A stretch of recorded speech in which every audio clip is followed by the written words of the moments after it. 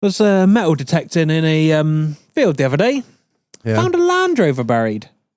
It was a nice discovery. Thanks, Mick. A girl asked me last week why men come so fast, and I told her we've just got to get home to the women we love. Oh, fuck's sake. Hit it.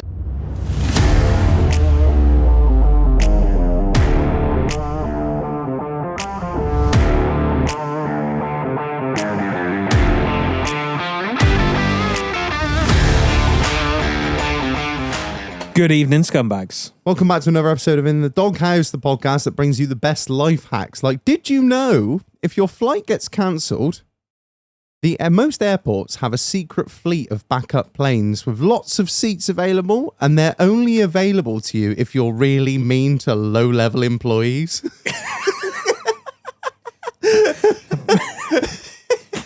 For more advice not to follow, please tune in next week. Right, let's go, Marlon. Housekeeping. Buy merch. It's on the fucking website. It's really good shit. itdh.uk. Buy it. We're recording this quite in advance, so maybe there's new stuff, maybe there isn't. Who knows? If there is, maybe just check it out for yourself. There'll probably be an Instagram post. If there's an Instagram post up and you've seen it and you're like, wow, that's smart, it'll be there. So yeah, do what you fucking want. Yeah, there's like a t-shirt and there's like some stickers, lanyards, whatever. I don't give a fuck. You're grown. Make your own decisions. I'm not your real dad. And a massive shout out to the patrons. As always, we wouldn't be here without you. Just on a real note, like when we first started the Patreon, I remember looking at it and I remember saying to you, oh, it'd be nice if we could do like £150 a month, wouldn't it? Like, yeah, that'd be Cover the electric. Cover the electric. That was all we wanted to do, and just maybe we could pay for the beer, and maybe the merch could pay for the beer, and we've just been blown away. We've honestly been blown away by the support we've had from all of you in the last like year and a half. It is new mics. If there's one thing I will say is fucking never underestimate the generosity of your audience and community, because it's just, really, like I know I say like you're all scum, you're fucking dicks, just give us your money, but you no. are, but we'll never take you for granted.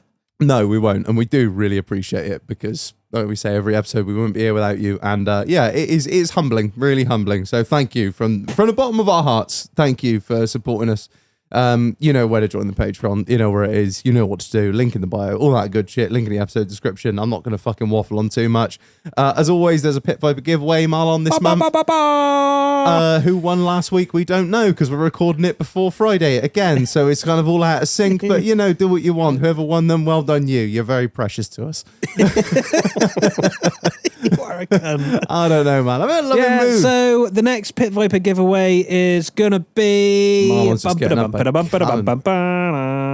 It's gonna be, oh god, if I'm back from London. No, I'm not gonna. If I'm back from London, it'll be the 20th of October. What the fuck are you doing there? Going to see Luke Combs. Oh, of course. Right, cool, fun.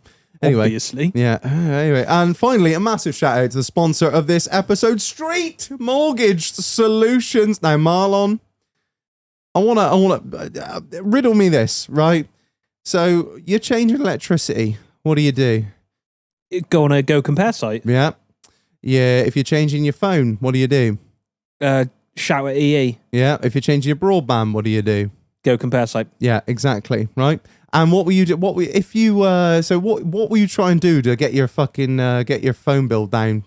You'll threaten to leave. Threaten to leave. Yeah. You'll threaten to leave Sky for £5 off a month, right? Mate, I hadn't had Sky for 18 months. The problem is, Marlon, like there are some people out there, fools among us, fools who will just fucking same as your insurance. Don't let your insurance clock over.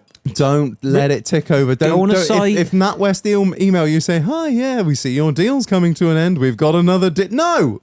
I nearly fell into that trap. Don't even think about it. This is the biggest outgoing you will have every single month for fucking decades. You need to make sure that is as low as it physically can be. And the only way to do that, Marlon, is how? With a decent mortgage broker. Exactly. So that is why you need to get in touch with Street Mortgage Solutions. As I've said on the previous episode, they are my personal mortgage brokers. I cannot speak highly enough of them. They are just fantastic. All you need to do, drop them a phone call, get on the app. What the fuck? That's weird as you're on an fuck. app. You just send them through your fucking details and the pictures of your just Not your cock. It's just flick over a few PDFs of some bank statements, Honestly, proof of address. It couldn't be No. easier. They have made it so simple and streamlined for you, and they just do the rest. You just tell them, I'm up for renewal. Here's my details. Here's what I've got. Here's my 3 months of whatever you need. I can't remember. Oh, your statements and all that crap. And just flick it over to them. And, they are going to take care of everything from there. And they're going to find you the best rate, a better rate than you are going to be able to find yourself. This is a Reggie guarantee, which means nothing. Absolutely. But no, seriously, from my experience, I shopped around and I was like, you know what, fuck it. I took advice from my cousin who put me onto them, and they got a better rate than I could find anywhere. And I shopped. Always do, mate. Always do.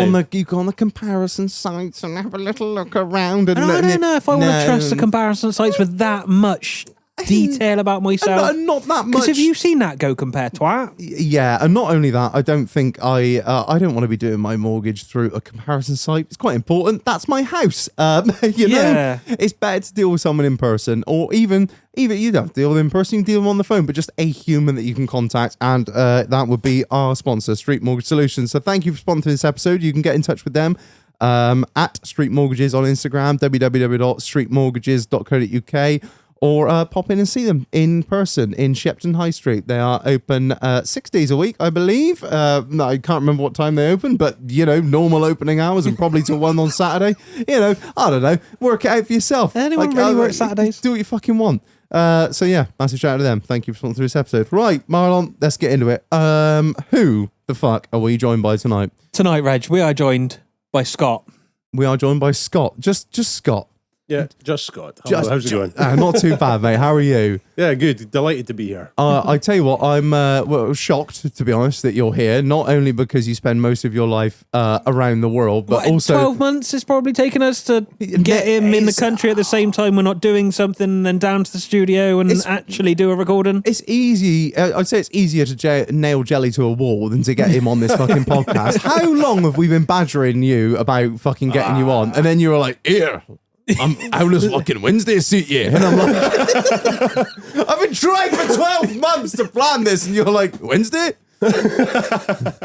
Well, it was last year, middle of last year or something. Yeah. I was, let's just call a spade a spade. I was pretty drunk in a bar in Israel. And you'd been viewing my posts on Instagram and asked if I could come on, and I was like, absolutely, I couldn't think of anything better than spending time in Reg's garage for a night. Much like many a woman before you. And I've tried a couple of times. Obviously, I travel the world a lot, so I was going to fly from Abu Dhabi to come here, but Marlon was at Devon Truck Show. You were at your sister's marathon. Yeah. So that couldn't happen. Then I went to Japan. I was going to come here after that, but I didn't have time when I came home because I only had a day home before I was going away again to another country on holiday, thankfully. And then last week I was just standing looking at the calendar in the kitchen and thought, fuck it. I'll just message and see if they want me down next week. Like, I reckon I could squeeze the doghouse in if they play the cards right. Exactly. So 535-mile drive today, and I'm here. You are mental. You are Fucking actually mental. The thing is, like, it was quite good because you're like, oh, I'll come there on Wednesday, and I was like, okay, you're gonna fly, you're gonna get somewhere. We'll do the intermediate shit, and we'll pick you up from Bristol, or we'll fucking sort someone out to come get you from Bristol, or whatever. No, just I was just cruising through your Instagram today, and I'm like, oh, I was like, hang on. Yeah, I was like, 5:30 in the morning, I see you with a picture of the instrument binnacle, and I'm like, he's driving to the airport. And then I see road pitch, so I'm like, you cooked cunt. You fucking drove. I mean, that's mileage. That is mileage. From Aberdeen to the doghouse. Oh, I like how I drove about probably like 490, 500 miles before I got a message from you saying that you're still on for tonight. I'm like, fucking right I am. I had to turn off into Bristol and get lost just to reply to your message. If you had to deal with the dossers that we have to deal with on this podcast, you'd understand what we're like. Yeah, at the 11th hour, you still kidding? Any fucking right? I've just gone past Bristol, you cunt. Just to turn into it, you cunt, to reply to your message. Oh, Christ. Well, no, thank you for coming down, Scott. I really appreciate it. Oh, I know thanks for inviting me. Fucking No, delighted. it's nothing, man. It's nothing. I appreciate you coming down. Where should we go, Matt? Now, Marlon, you've got the notes written down in a funny order. I didn't know if you'd done that intentionally. You're usually an autist for having things in order. Well, I just don't know. I don't want to do like a bit of background, or do you want to go straight into the week? No, that's fine. No, do a bit of background then. Yeah? Yeah, do that. Do you want me to start? I've made you feel all awkward now, and I've called you out for your weird notes, you little cunt. I hate you. I love you. No, fuck you. I'm going to Bristol. You're going off to Bristol for the night, are you? Yeah. Cheers, mate. Pop down the M69. Right, yeah, go on, go, Marlon. You fucking No, kick you off. fucking do it. All right, yeah. So well, give us a bit of background on what you do, then, Scott.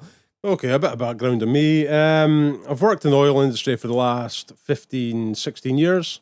Predominantly my main job, because I've got two jobs, my main job is travelling anywhere in the world required to either work on an oil rig, a drill ship, or a boat, or even on shore, land rigs, and even just in yards. Just doing whatever's required for whatever job I'm doing. I know that sounds a bit vague, but I mean, What's your specific job title? Do you have one? Yeah, Master I do. of the oil. Yeah, no. I'm a DST specialist, which is drill stem test specialist, which is basically we put tools into an oil well downhole. Yeah. Yeah, and we've got several different tools that control the well, like open and close it, and you can manipulate things downhole, and you can get pressures and temperatures from the reservoir and such like. And we can help like geologists and reservoir engineers predict how productive an oil well will be, or a gas well, or a duster. Oh, is that where you pull Yeah. nothing? No, yeah, exactly. Dusters when there's nothing there. Like, so I just travel the world doing that.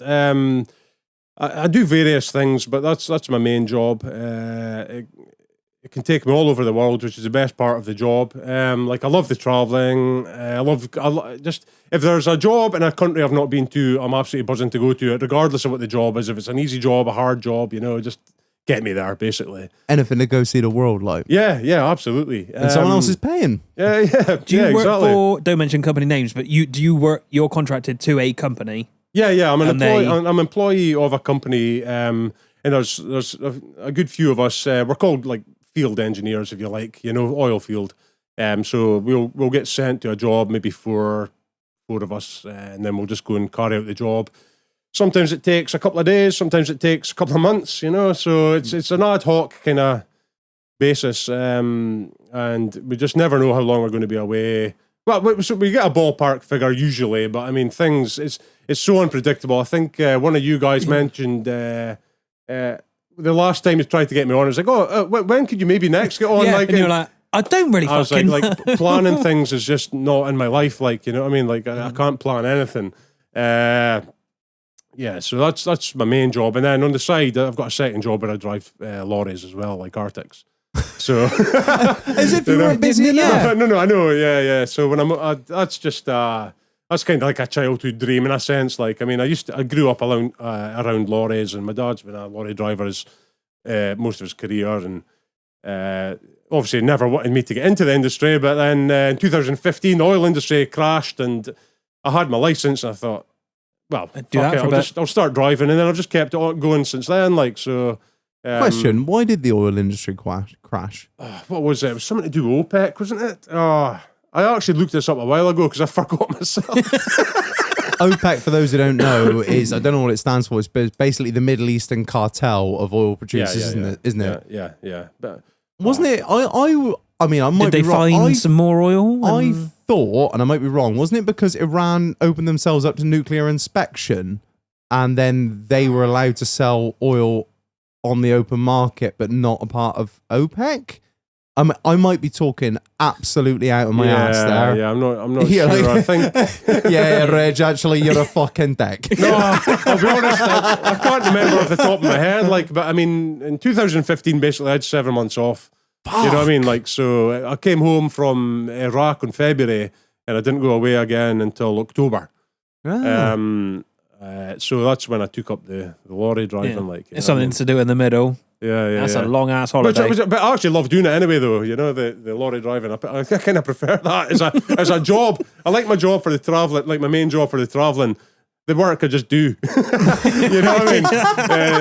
The trucking, I suppose, is just more fun than anything. Like, I mean, I was just away on a jolly to pick up a brand new Iveco S-Way last week. 2 weeks ago, and I was speaking to the salesman, and he was asking me what I'd done, and I told him I work offshore, etc. And I just said to him, I just do this for fun, and he just laughed at me like, you know what I mean? Oh, this is just something I do in the meantime. Yeah. But, How the fuck did you get into it then? Were you like just, I don't know, fucking changing a diesel tank, and you were like, well, where does this come from? Get into what? Sorry, the oil industry or the trucking? Oil industry. Oh, the oil industry. No, well, basically, it was a bit of a weird one. I tried to get into university from school. I wanted to do design for digital media. Yeah, and what an incredibly oversaturated market that is. Yeah, but I didn't actually get the grades for that. So I went to college instead, and I done engineering practice, basically, is what the course was called. I didn't know what I wanted to be. At that point in time, I thought to myself, I'm either going to become a mechanic or a lorry driver.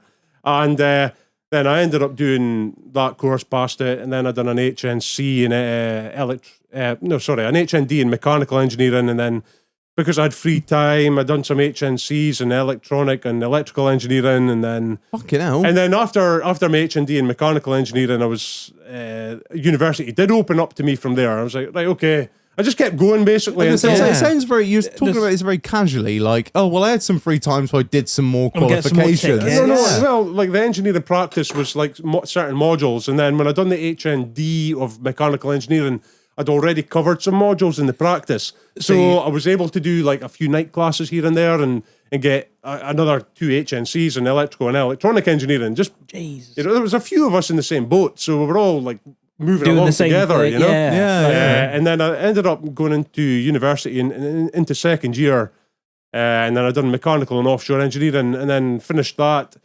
Well, in fact, before I finished that, I got a placement with the company I work for now offshore, and I done a student placement with them, and then I stopped working for them, and then went back to uni, done my final exams, and then after that, basically went back to the same company, and then that's just been it. Like, I mean, in a sense, I've only worked for one company full time in my life, you know. Yeah, and that's pretty much that. Fucking hell! But it sounds like, to be fair, well, actually, sorry, I actually started in the office, and I started as a mechanical engineer. Yeah. So I was actually in the office. I was like designing the mechanical aspects of the tools that we run, drafting the tools, putting tenders out, whatnot for manufacture and things like that. But 3 years of that drove me absolutely fucking insane. Like, and I done a job in Vietnam. I just got asked, "Do you want to go to Vietnam?" I was like, yeah, let's fucking go. Absolutely, fucking hell. So I went to Vietnam for I can't remember. Let's just say a month anyway. This was in 2010. And after that job, I was like, fuck, absolutely. This is what I want to do. I'm not sitting behind a desk any longer, Yeah. like, you know what I mean? But it did take me about 6 months to actually think about it. I did do another couple of jobs. I was in the North Sea and things. And then after a good lot of thinking, I thought, right, I'm changing my job. Like, so I just spoke to relevant people and was like, right, I want to be in the field, you know what I mean? I want to be offshore, traveling, doing that. So that's how that happened, you know? And I'm still here now, and that's been 16 years I've been with the company. Like, to be fair, there must be a pretty fucking good company if you've literally started with them as, say, a placement / sort of apprentice type thing. Yeah, there's not a lot of people that's going to stay with the same company. No, most people are like, oh, I got my qualifications. These guys are cunts. They're not paying me enough. Cheero. No. It's a very good company I work for. I will give them credit for that. When I wanted to change my job after that sort of 3-year period, my boss at the time did say, he was like, look, I'm not going to try and stop you because if I do, you'll just leave, basically. So, Yeah. And we'd rather keep you in the company, you know? So, it just went on like that, and it's a very good company to work for. Yep. Right. Should we do the guest questions now, Marlon? Yeah. Look at his little happy face. Look at his little happy face. Right, Scott, what is your go-to drink? Right, I've thought about this a lot. Right, obviously I've listened to every single episode. I know the questions that are coming. But the go-to drink.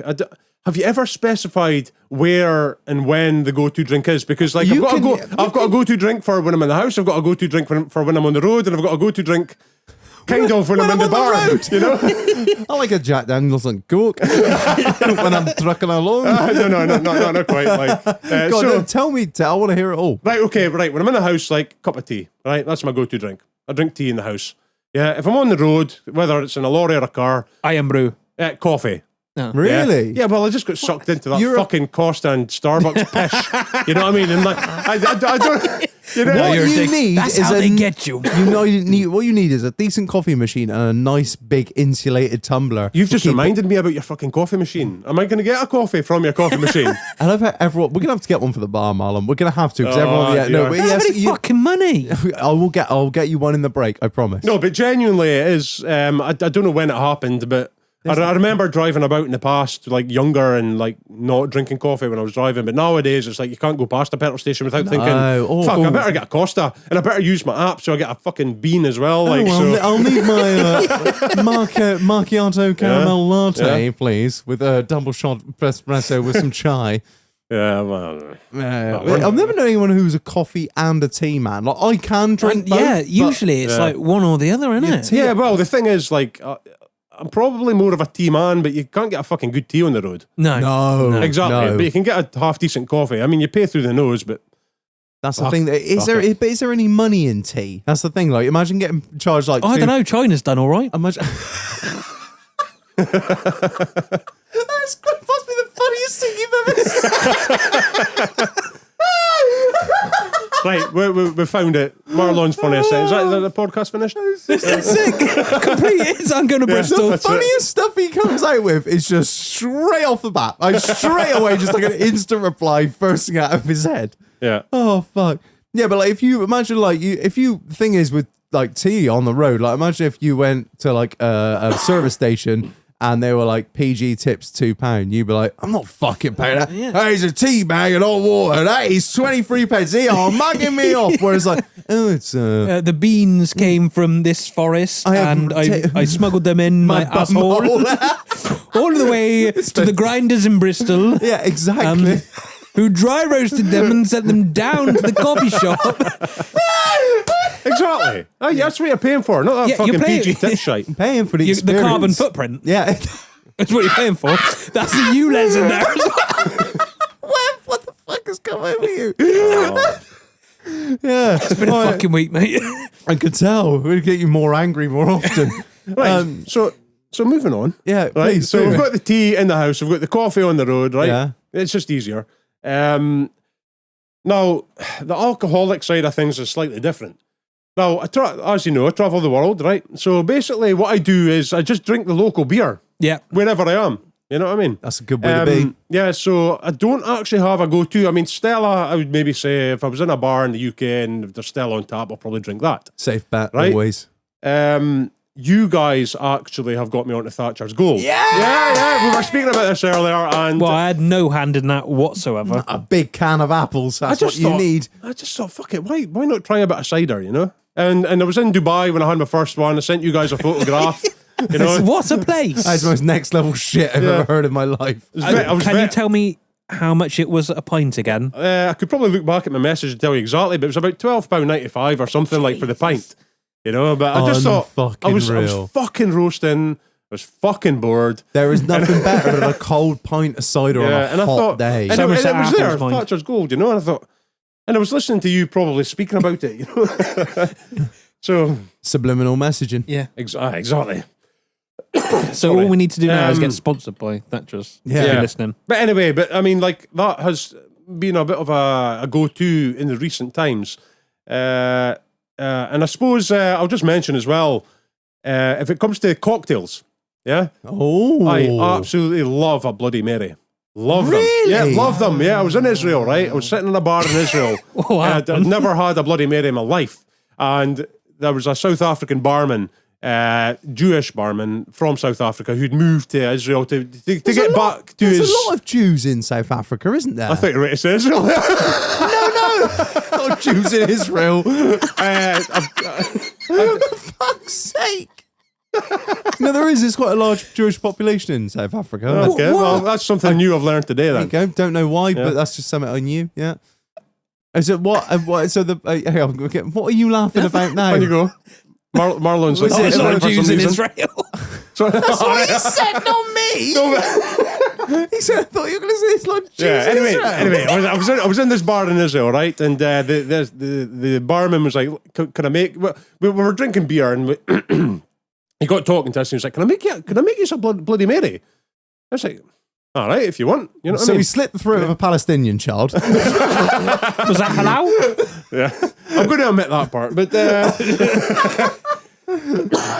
he claimed to make an absolutely brilliant Bloody Mary. You know, like he made it his way. I'll be honest, I've never had one. Not in Really? my whole. I I've don't never want to had do one. anything with Right, tomato hold juice. on, right? I love spicy food, right? Yeah, man. And Bloody Mary is a spicy drink. Yeah. Yeah, so Tabasco, tomato juice, and vodka. Worcestershire. Worcestershire sauce. You guys say it. Yeah, there we go. So you say it like American Worcestershire. Worcestershire. I don't know. Anyway, he claimed to make this amazing Bloody Mary, and there was a couple of us there at the bar at the time, and we were like, right, okay, go for it. So he's making this Bloody Mary, and then he just stops, and he's like, I've run out of Worcestershire sauce, whatever. Worcestershire sauce, or whatever you call it. He's run out of that anyway, and he's like, shit, can I make it with brown sauce? Right? And What a cook's HP sauce. Oh.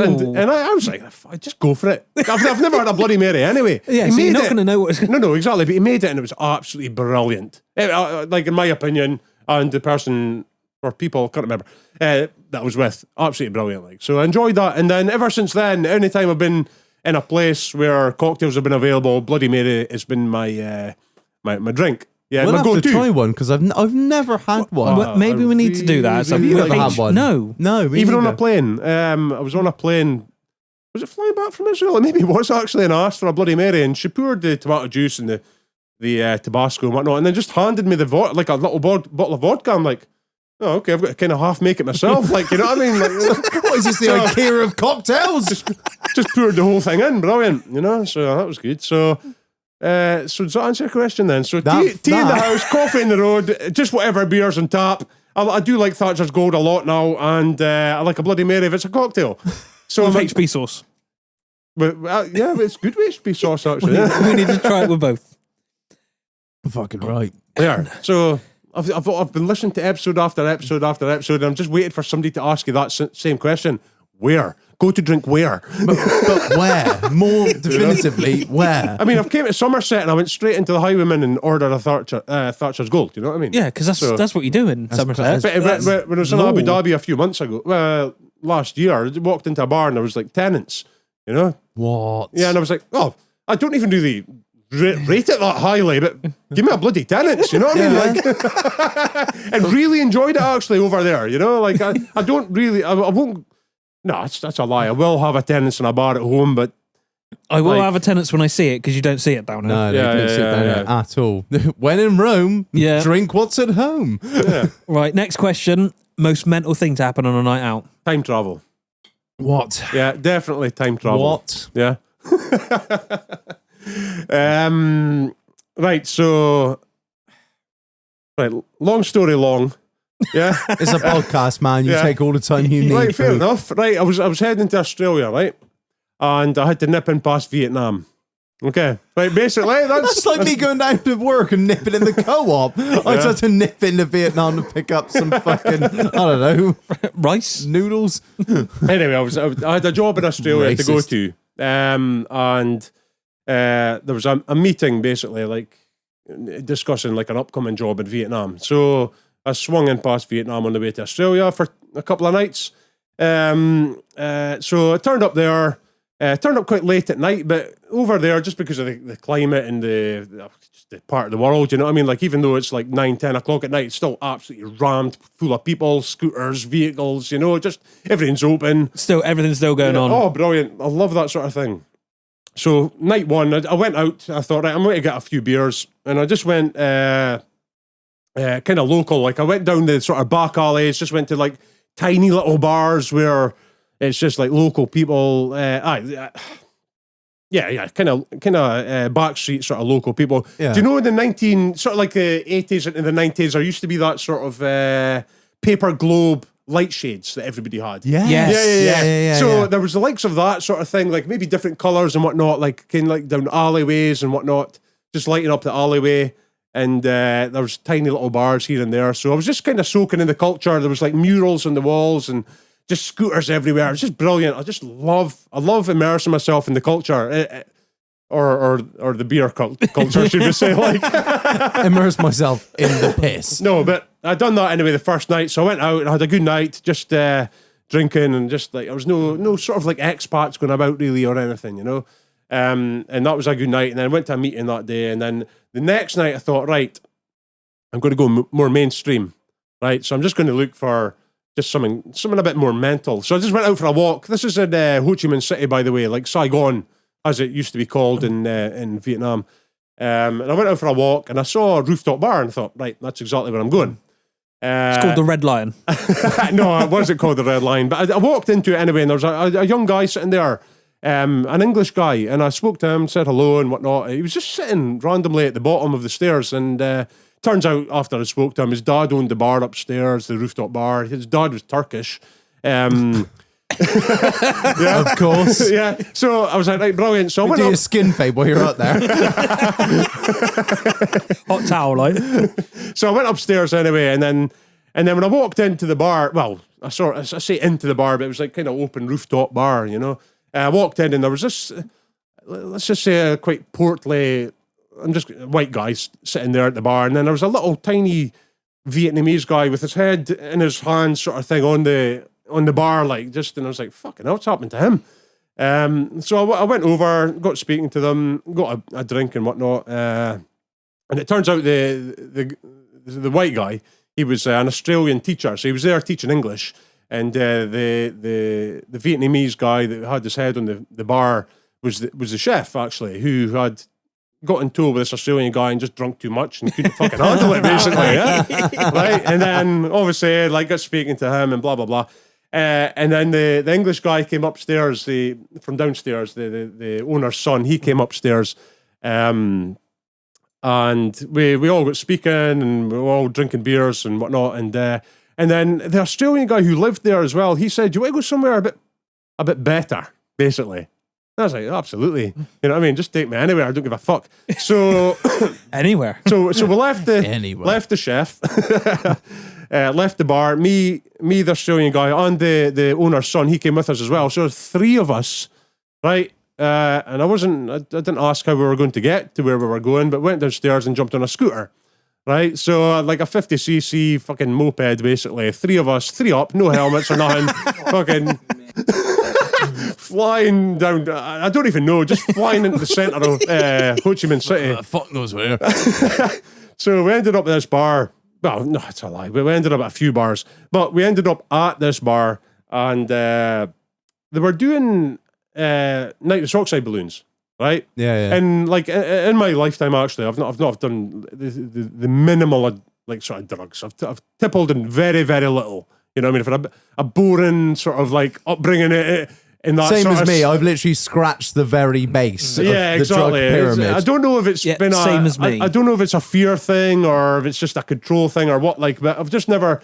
I've hung around, like, I've got mates that have done a lot of drugs, and and whatnot, but it's just not me. But anyway, I was at this bar and they were all doing these nitrous oxide balloons, and one of the guys was like, "Oh, do you want a balloon?" And I was like, I kind of thought to myself, I was like, well, everybody's fucking doing it.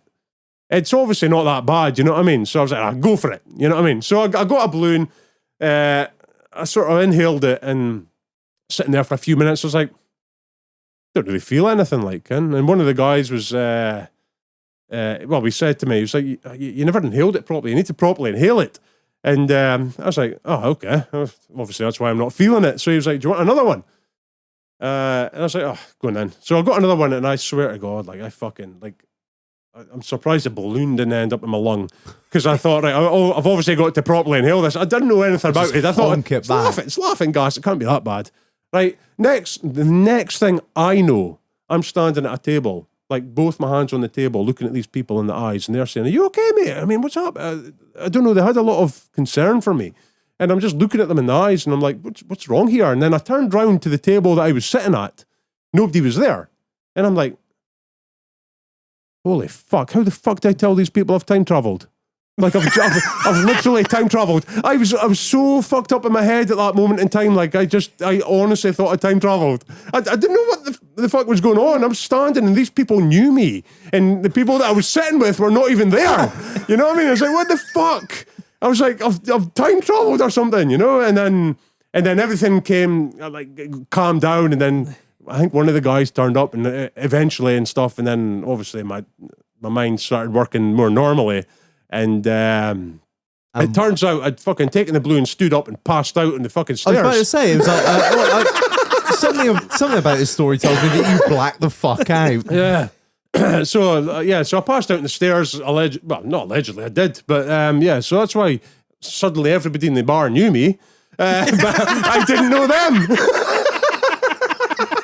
But it was just like a split second, like I'm just sitting there taking a blue, and the next minute I'm looking people in the eye, you know, but with nothing in between. So What the fuck? Yeah, so I would say that's probably the most mental thing to happen when I'm out. Yeah, and then I just paid the bill, got in a taxi, went back to my hotel, and then went to a meeting the next day, which was the longest fucking day of my life.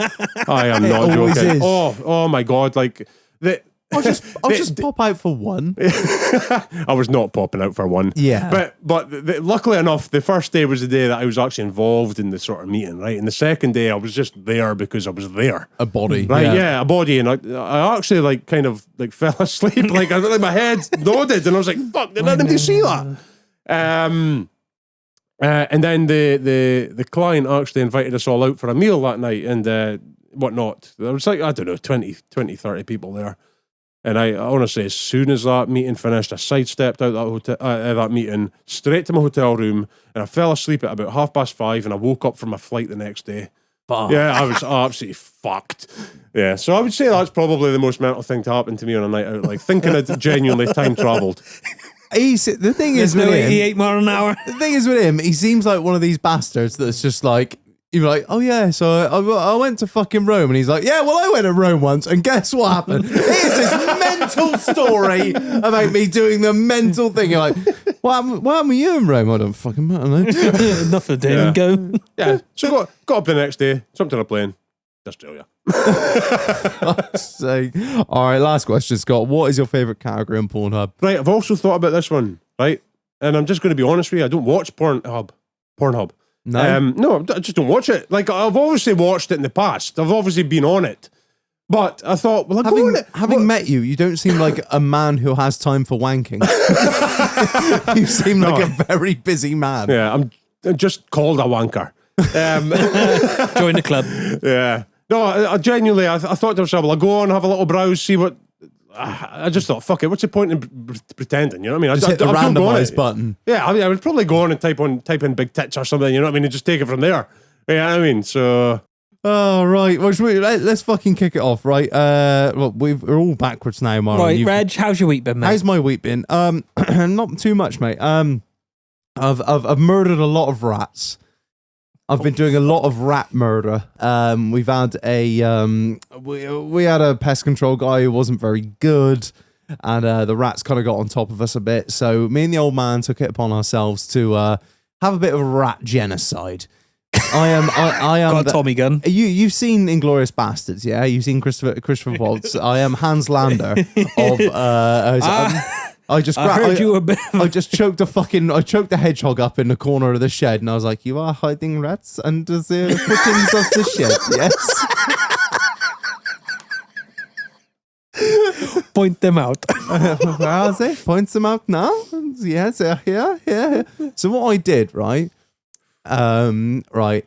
Any eco terrorists that are listening, fuck off now because you ain't gonna fucking like this, right? So what I did was I got a pressure washer, I unhooked the lance and just had a high pressure hose. So this thing's putting out like 35 litres a minute. I just stuffed the cunt down the fucking rat hole. And there's like 4 or 5 holes that actually break the surface. And what I did from there, me and the old man, was put netting over the top of the rat holes. So you can imagine where this goes. So I fire the pressure washer up. It starts filling the rat holes up. And, you know, like rats leaving a sinking shed footings, they start coming up. And when they do, there's nowhere to go. It was like whack-a-mole with a shovel, mate.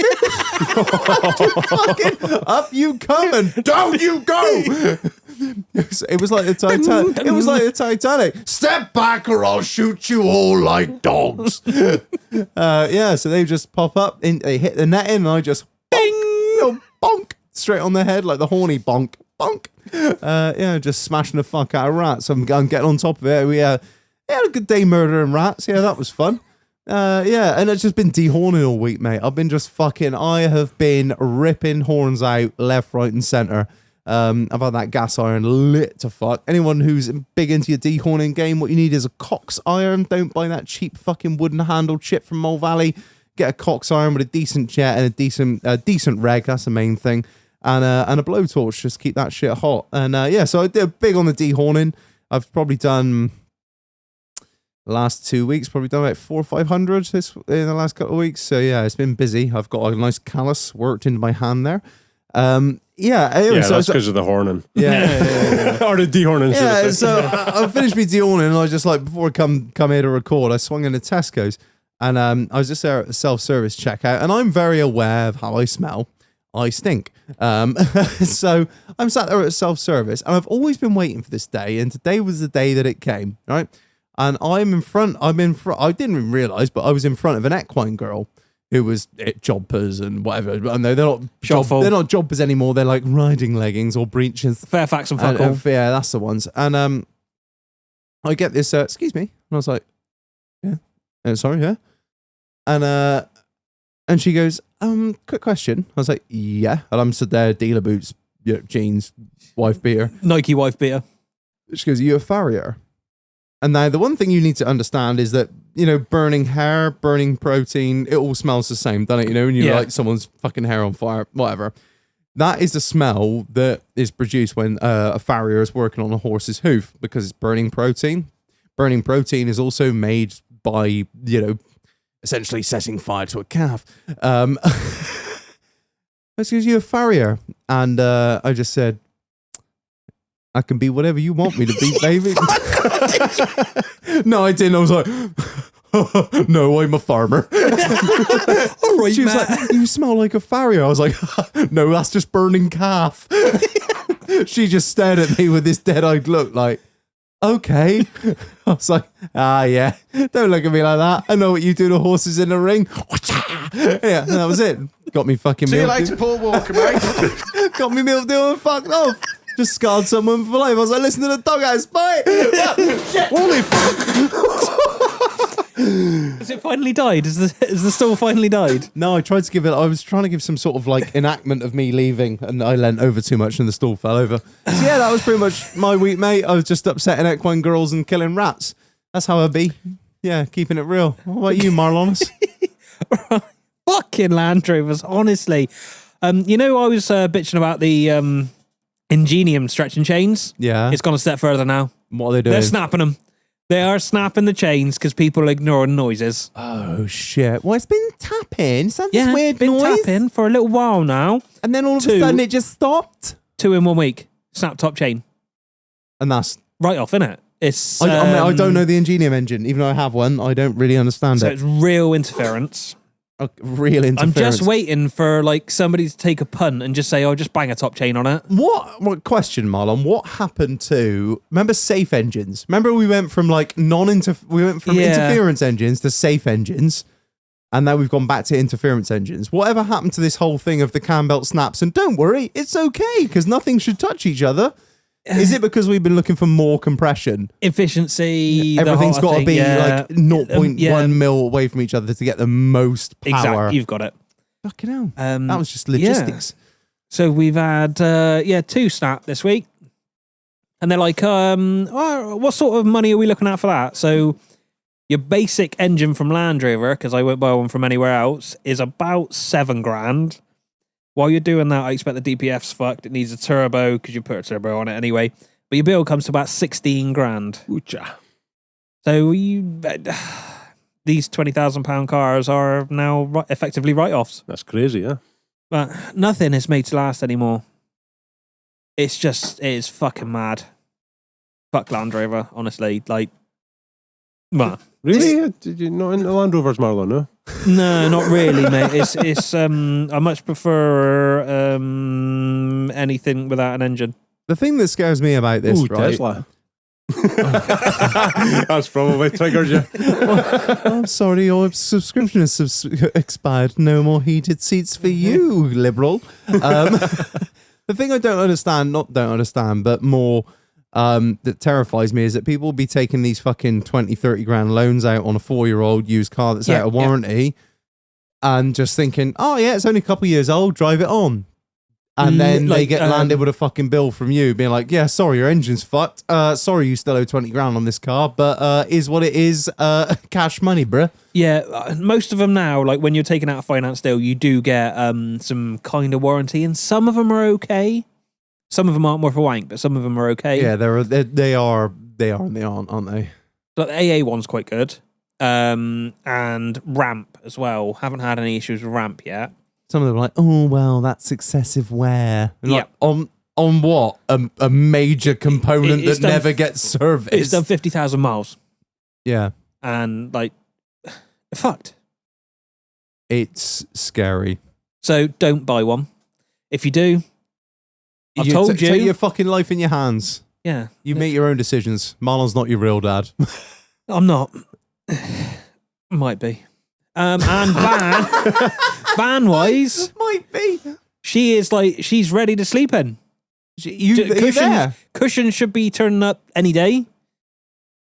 I'm impressed, mate. I'll take my hat off because I assume this is going to be a 10-year build that was never going to get done. It's not been a patio build. Like, It that's hasn't. what's like, This you is know? this is That's because what- I'm like half interested in it. This is what I was I'm teaching working myself off. new I was things. working off the patio build, thinking like, I'll buy this transporter, it'll sit in the fucking driveway, Yeah. collecting dust. I'll get round to that. I'll get round to that. The cut literally as soon as it turned up, he's there with a chop saw, fucking making shit happen. Yeah, getting it done, mate. You're So like, there's mad. no electric in it yet, bar what the van has, but like it's ready to sleep in. I can't get over Just it. because I need it for the weekend. I will eat my humble pie with pride, Marlon. I'm very proud of you. Very, very proud. No, sir. I think you've done well as well from what I've listened to over the couple of years in the podcast. Like, easy use this I time. shit He's you built not. it, van. Stuff usually like if I'm not that interested in it, I will drag the cunt out. But if I'm like, wow, I could do that, I could do it this way. If I've got like full input, not just extending a patio, and I can do it the way I want to You've do it. got creative control. That's the thing. You're like, I'm I would. interested in it. Yeah, I tell you what, Marlon, you got my full respect, mate, because I literally thought this was going to be Marlon's just bought this fucking van for content on the podcast for 10 years. you've clearly not got much interest in the wall, then. You know, because I managed to get down here without any issues. Like, you know what I mean? We haven't got the funding yet. Still waiting for the government to sign off on it. Would you like some of my humble pie, Marlon? There's plenty left. There's probably like one brick at Gretna. No, it's been stolen. Yeah, that's about it. What about you, Scott? What's been going on with you this week, man? This week, well, unfortunately, it's been quite boring, actually. This week, I've spent most of the time working in the office. The most exciting day was Saturday. Done a bit of trucking, had my son with me, and then went out for a meal with him, and then went to the carnivals, played some arcade games on the Saturday, just spending time because I've been away for so long. It's not all rapping, chain, and busting pipes, then. No. Well, it's actually never that. See, that's the thing. Like, I mean, I don't know what you've got in your head about what I do, but I don't. Have you seen the film There Will Be Blood? No. I imagine you as Daniel Plainview. No, but the thing is, you probably imagine me as being like a roughneck on the rig, yeah. Whereas I come and do everything else, you know. Like they've got the roughnecks, and then we've got like other tools that go in the hole, and the roughnecks work for us You're below us. in a sense. Like, so I see you as Daniel Plainview from the film There Must Be Blood. I'm sure there must be someone out there that's listening. Yeah, there's at least one person. My name mate. is Daniel Plainview and I'm an oil man. the thing is, I've got a feeling that I'm probably happy if that is what you're thinking. I don't even know what you're thinking, like, but Yeah, I'm thinking to myself, that's what he got- if that's what he thinks I do. He got his hands dirty in the first like You know what I 20 mean? minutes of the film, and from there on mean, out, he just like, delegates everything. There's absolutely no way that like weeks and weeks of my job offshore is like just sitting at a laptop. There's no way that's actually true. No, that is true. Like, I mean, like we do actually have like a lot of manual labor at the start, and then we can have weeks upon weeks of just sitting at a laptop, and then a bit of manual labor at the end, you know? So we like build and program tools and whatnot, put them in the hole. And once they're in the hole, You got monitoring. then we're just on a laptop, like controlling things and monitoring things and whatnot, like, you know? And that's the long part of the job. Pressures and distances and Yeah, this just and pressures, that. temperatures, depths, controlling valves, whatnot, just many different things, firing guns, you know, just... well, not like you in the fucking the fields, like, but like we'll perforate zones, like, so, you know. Two skinnies come over on a skiff. Get away! Get away! Yeah, No, the but captain, no. There's lots of things we do, but I've got quite a decent job where it's like, I mean, you can be working very hard for maybe like a week or so, and then you can have like a lot of time. You're still working, but you're just like on It's a a laptop, different- basically, yeah. you know. And then at the end of the job, you're redressing tools and rebuilding tools and whatnot. Yeah, So you do like a hell of a lot of traveling, man. Like, Yeah. like you've alluded to. yeah. I was trying to give a little rundown of the places that I could remember that you'd gone, and you've pretty much mentioned them all. No, but the thing is, though, I mean, like, I've been traveling since 2010, basically. And I've only been putting stuff on Instagram that you've seen. Yeah, that's over what I the mean. past couple of years. Yeah, like you know? I've got like, here. there's I'm like, nothing from like my Africa travels on Instagram. I don't think. Maybe Yeah, what's that Johnny Cash song? I've been everywhere, man. across the desert, spare man. no. I mean, I actually did have a look on what is it on Monday. I was looking. I think I've done about 37 countries and about Fucking hell. about 15% of the world. You know, so it's still little. But when you look at it on a map, like, I mean, Me and Morrow I've done been about 1% between us. Shag, I done Spain, Greece, Germany, the US, England, Ireland. I've been to fucking France. Yeah, I've been to France, Scotland, Wales. That's yeah. a lot. Yeah. No, but there's a lot on it that's not on Instagram, basically. Because I mean, I'm not new to it, but I'm relatively new to it. I used to have Facebook. Well, I still have Facebook, but I don't really use that anymore. I just use Instagram. Because it's just for old people to be racist. Well, it's just less bullshit on Instagram, basically. Exactly, You know what I mean? And I Yeah, just What like time, it. What you know? time's the Tesco's open? How are you not? Exactly. if yeah, you're not yeah. on Facebook, how are you going to see that? Yeah, I mean, I've still got Facebook. It's handy for some things, as you know. But Old racist but relatives. no, but like you've not even seen probably half of the places I've been. Like, you know, I mean, none of my Australia travels. I don't think Indonesia. I don't think any of Iraq or Saudi or. Man, I got asked now Bahrain before I or forget. Africa. What's Iraq like? I really enjoyed my time there. Yeah. Yeah. When did you go there? It was 2015, early 2015. So just Spent after. 5 weeks there. That was after ISIS. No, it was not after ISIS. Like because No, it was during. no. I'm not trying to like blow it up or anything. No, like, no. but they were I'm still genuinely like, interested. Mosul was still a stronghold of ISIS at the time, and I flew into Erbil with like a lot of security, you know, and Yeah. done some work in Erbil, and then travelled 7 hours south to the rig site onshore in Kalar. But I was lucky. I was actually lucky there because I had a great time in Erbil. Like even just working with the Kurds. Like I mean, it was a Kurdistan region. Like the northern Yeah. part of Iraq is the Kurdistan region, and the people themselves are really really nice. Like really good.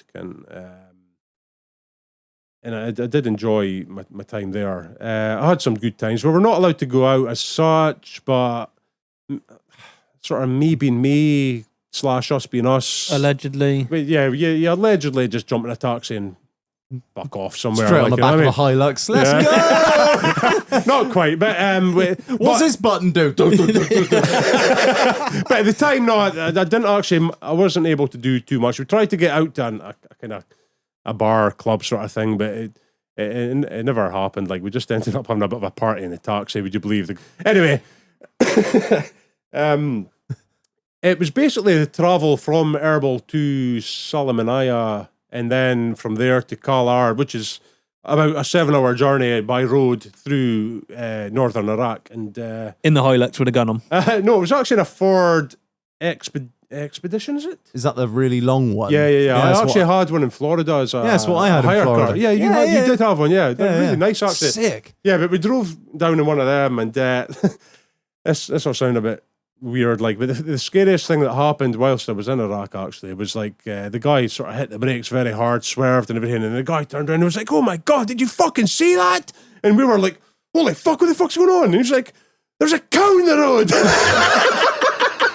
Welcome to a day on the Mendits, you cunt.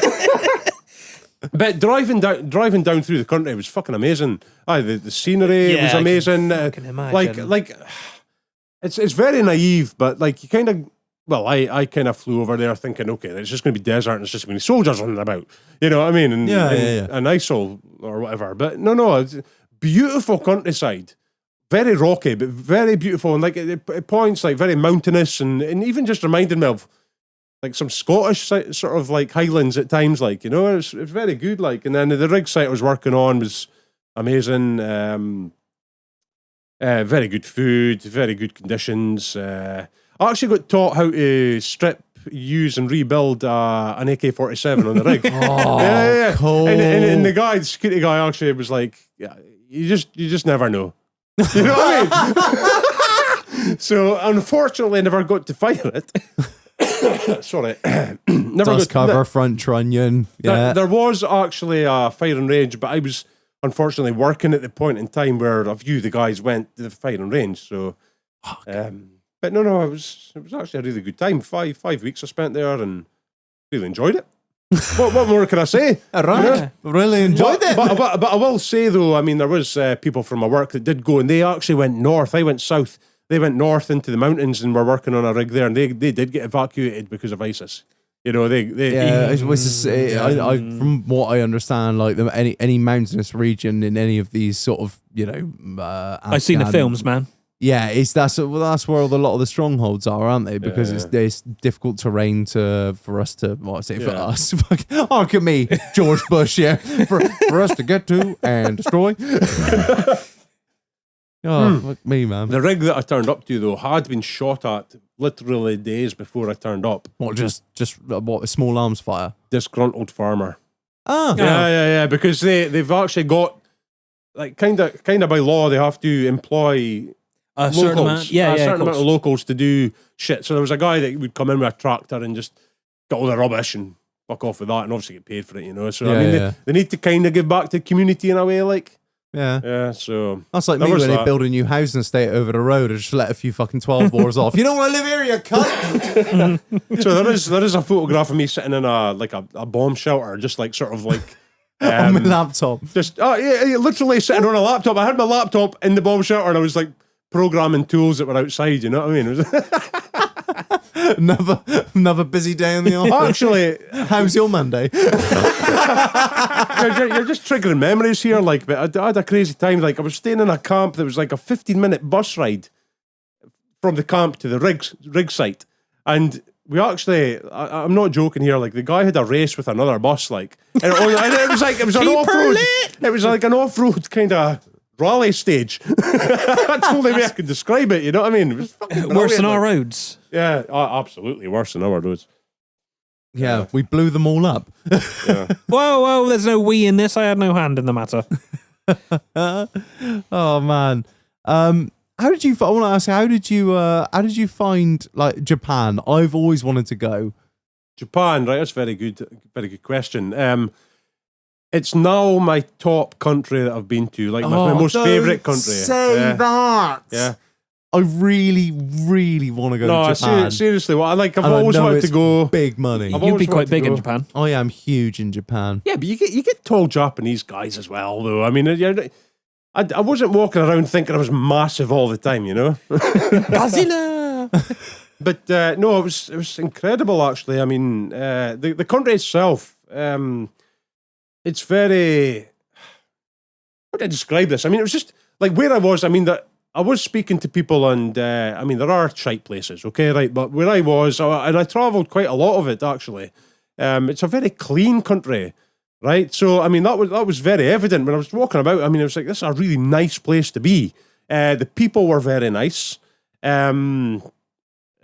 Like scenery, like the actual countryside and whatnot is very good. The bullet train is amazing because it Fast as fuck, boy. yeah, well, 175 miles an hour is like the speed it travels at, but it can do a lot more. Like I think there's a record of over 300. You know? If you look on Wikipedia, but I think like the normal sort Like of commuting cruising speed. yeah, 175. Because I got an app and Oh, checked it out when I was on it. You know. How did you get on? The thing that scares me the most about Japan or Russia or something like that is not being able to read. Like, No. I'll eat anything really, Oh, okay. as long as I ain't got veg on it. Yeah, it can be difficult. Yeah, but there was. I'll tell you something actually. Google Translate, right, is so unbelievably helpful, and then we take it or can take it so for granted. You know, I mean, I can't imagine what it was like traveling around Japan maybe 20 years ago or whatever. You know what I mean? I did have to use that a lot, and I'll give you a very, very good example. But I was walking through the woods with the guy I was with. We were just out for a walk, right? The day went fucking tits up. We went to see Mount Fuji. We couldn't see it for the clouds. We went to go quad biking. The quad bikes were closed, and we're like, right, we'll leave. Next bus wasn't for like 3.5 hours. So I was like, fuck. So we went for a walk in the woods. An hour and a half into the walk, we came across a sign with bears on it, right? Like roaring bears. Yeah? It was like, That's never good. no, in some Japanese writing. It was like, brilliant. So it did actually get Google Translate out, and like it's got like a little sort of camera symbol that you click on, and you can just point your camera at writing, and it'll just translate it. Yeah. Watch out for bears. That's what it said. Watch out for Watch bears. out for bears. In the middle, 1.5 hour into the woods. Not before you go in, an hour and a half into the fucking woods. Yeah? So a bit late now. but we'd seen some shite on the ground, right? Like sort of piles of shite with berries in it. And I looked up on Google, what does bear shite look like? And in the summertime, piles with berries in it. Fucking getting out of here, like. So just about turned and left. You know what I mean? But You see some fat mincer come around the corner, like, "Yahoo! I'm the bear." no, but the head was on a swivel. You know what I mean? For the Yeah, second half of that walk, like I'll tell you that. Turns out bears do shit in the woods. Yeah. No. Yeah, I can confirm that. I didn't realize there were yeah, bears absolutely. in Japan. No, everything like. But The little anime I expect things. they're, I expect they're robotic. Little sun bears. Dangerous. but Dangerous I to you. did use Google Translate, sort of like the sort of like looking at text to help me out a lot. But I mean, when you're on like sort of the trains and getting about, there is English sort of like words. Did you use the vending machines a lot? Yes, actually, they're oh my god, they're amazing. That's what I Everywhere. want to go and use the Everywhere. vending machines. Yeah, but it's just if you're needing a water or a juice or something. No, I don't think there's alcohol, like, because I don't know how they could Regulate that. yeah. So I mean, like for kids going up and buying it or whatever. Mystery boxes. There are mystery boxes. Yeah, but I mean they're brilliant. But the one thing there is not in Japan is fucking bins. I was walking about for like an hour and a half, 2 hours. Like You take your trash home with you, don't you? Actually, getting angry carrying this Starbucks cup around with me, empty Starbucks cup. Couldn't find a fucking bin anywhere. But it is because they don't. I obviously found out later they don't like bins to be everywhere because then it introduces like vermin and whatnot. You know what I mean? And there's so many people per. Yeah, and Square mile, It's another etc. reason why it's so clean. I mean, there's never really seen litter anywhere. You You take know? it home with you. Yeah, That's, yeah. Or I mean, the vending machines usually have a bin next to them, but that's only for bottles or cans. Right. You know, Anyway, we're getting a bit off topic here, like speaking about vending machines. But Japan in general, I mean, like, it's just an amazing place to be. I was in a place, and I went to a coffee shop for a coffee, and I walked in, ordered my coffee, and nobody could speak a word of English, so I actually had to use Google Translate by typing, right? But I got my coffee, and I sort of typed on my phone, sorry, I've not got cash, is card okay? And they were like, no, it's cash only. And I'm like, right, shit, I'll go to an ATM machine, I'll come back. And they're like, no, it's on the house. You know what I mean? Don't worry, sit down, drink it. So, yeah. So I sat down, ended up speaking to the owner and another customer and whatnot. And I got the coffee in the house, and then I said, look, I will be back. You know what I mean? So a couple of weeks later, no, was it? Or was it 3 days? No, it was a few days later, I came back. I was like, right, went to a bank machine, an ATM, got money, went back to the coffee shop, and I actually sat there for ages fucking drinking coffee, like, but paying for it. And like, this is where the Scottish comes out in me, like, it's, and probably English as well, but there's a no tip culture in Japan. It's absolutely brilliant. You do not tip. It's fucking I think it's safe with the Scottish brilliant. came out. What's that, the cash? No, but I actually tried to tip I obviously paid for my coffee at higher. Yeah, Says, yeah. look, there's a little bit extra, just, Yes, you know. yeah. And he was trying to give it back to me. And I'm like, no, just keep it, you know. But they just genuinely do not take tips. So I talk a lot of smack on this podcast, as you well know, and I just make a lot of pontifications of things that I think I know. But I am right in saying that Japan is a mainly cash-based culture and there's fuck all card. Yeah, I would actually agree with you, maybe like 75% there, Yeah. because like I actually naively thought Japan, so high tech, etc. Yeah. That's what I was saying. Everything Yeah, will be you would. cash. That's what I was saying. There was a couple of times I was caught out, like not having cash on me, like, so I ended up just getting. It's like, not quite- as high tech as you think over there, is it? It is, but it isn't, if you know what Yes, yeah, I I've not agree. been- Yeah, They've got yeah. robots, but they don't take card. Yeah, but I've never really encountered any of the robotic stuff. Unfortunately, we went to Tokyo, right? And we wanted to do a few things. We wanted to go and do the Mario Kart go-karting. I mean. Oh, they banned that. No, it's still on the go. Is But you need an international license, right? And you need to, I think you need to apply for that, Yeah. like at like a post office here or Yes, something. before that you is go. correct, because Jukes has just done it to go and drive in America. You don't need that. You don't need that for America. No, you I've don't. driven in America. Certain states. Ah, okay. Oh, is okay. it? Yeah. Fair enough. Fair Oh. enough. But anyway, so we couldn't do that. We wanted to go to the robot robot restaurant, which honestly, like, I don't know how to describe it. You need to look it up on like Google or YouTube.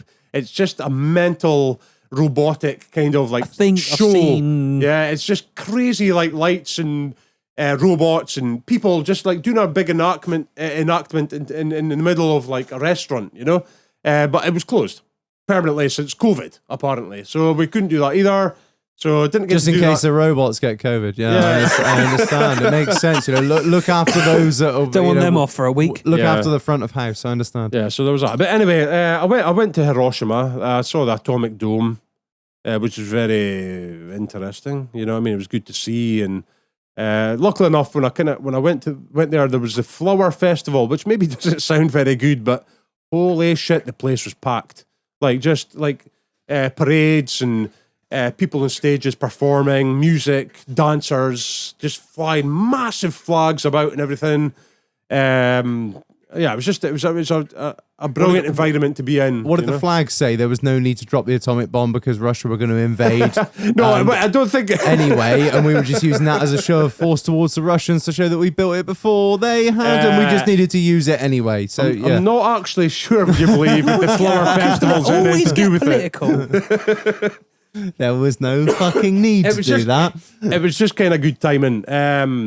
Because like I would have went there, I would have seen the atomic dome. I might have went to the museum, but I didn't go to the museum because there was actually White guilt. no. Calm down. There was I'm white as well. no. There was actually because of the flower festival. I think there was like a history of Hiroshima kind of sort of set up in like a big sort of ground where you just walked through and you could see yeah, pictures just walk and through it and see you got to put on like a virtual reality headset, which was pretty brutal actually. You're looking at Hiroshima and then 2 seconds later you're looking at it on fire. You know what I mean? So I mean, it was. Do you see showed how that. mean? Yeah. Do you see how mean I was to our guest there, Marlon? Yeah, and you see how he just brushed it off and carried on. Yeah, he doesn't care. Strange that, isn't it? Anyway, need to do that.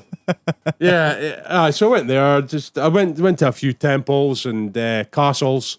which were interesting to see from the outside. The castles, when you go to see a castle in Japan, the inside of it's like a museum.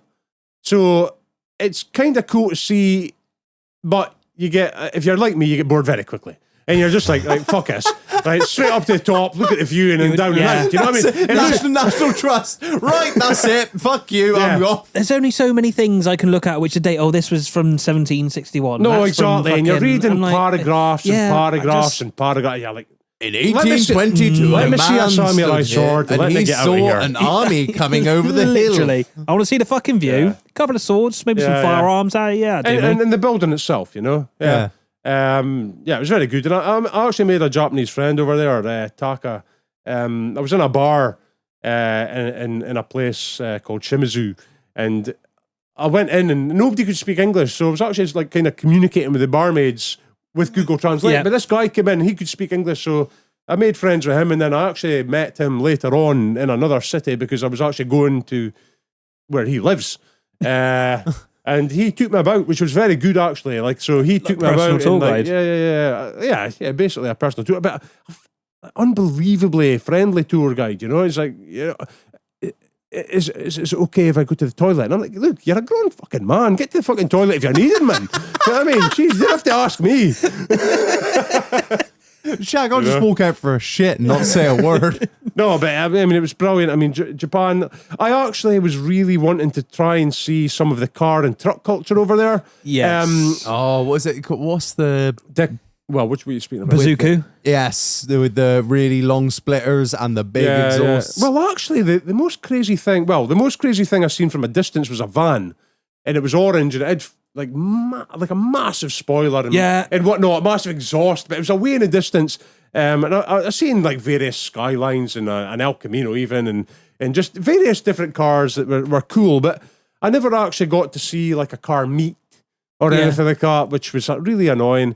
And I'm massively into lorries and trucks and whatnot, like, and I wanted to try and find a Decatura truck. I don't know if you know what they are, but I've seen a thing on they're them. incredibly like mentally decorated trucks where it's just lights and chrome and just they're just crazy, but they seem to only come out for like charity events, and they're not allowed into the city centres and whatnot because you can hardly fucking see out the things and whatnot. But they just look like moving robots and things. And I actually asked people about Japan, like I asked Japanese people, and nobody could tell me where I could get to see one or anything like that. It's a bit of an underground culture, like, you know what I mean? So. Well, a lot of the Japanese vehicle culture is like underground, isn't it, from what I You understand. need to speak to Han about that. Yeah. I was only watching something on that today about the Yakuza. It's quite interesting, actually. About how they all drove Celsius. Back in the 90s, it was all like Celsius and SL600s. They were all blacked out with gold badges, and all their number plates were like 888, 666, or 333.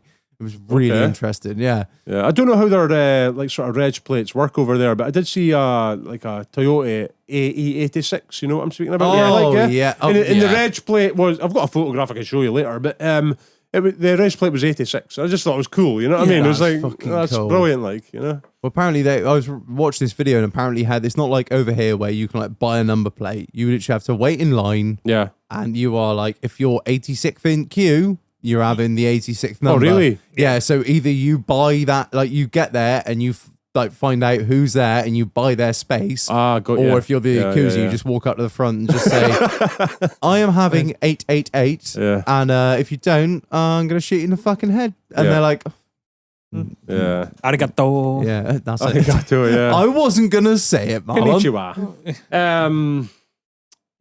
Yeah, so I'm not sure. No, I've lost my train of thought now, actually. I did have something I was going to say. That's perfect time. So we'll cut a fucking break and get beer on a week out. And go to the fridge, which is miles away that you seem to think. Many moons. Many moons Many- away, right? many moons. We love you all. We'll be back shortly. Bye. Don't forget to moisturise.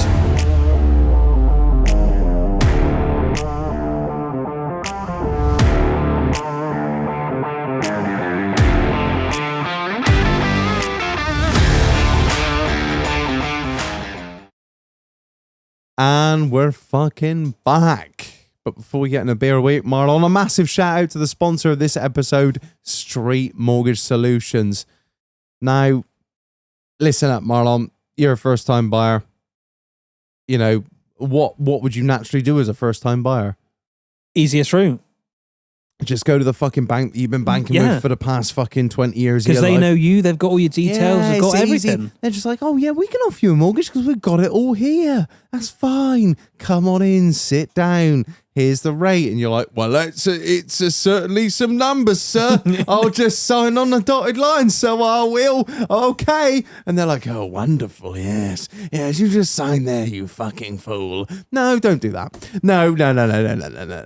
Don't fucking do that. That is lecherous shit. What you need is a mortgage broker, and a mortgage broker is somebody who's going to work on your behalf to find you the best fucking deal possible. Okay, first time buyers, listen up. It's a crazy market out there. If you've got the money to be able to buy a house, well done you, and you've worked that fucking hard.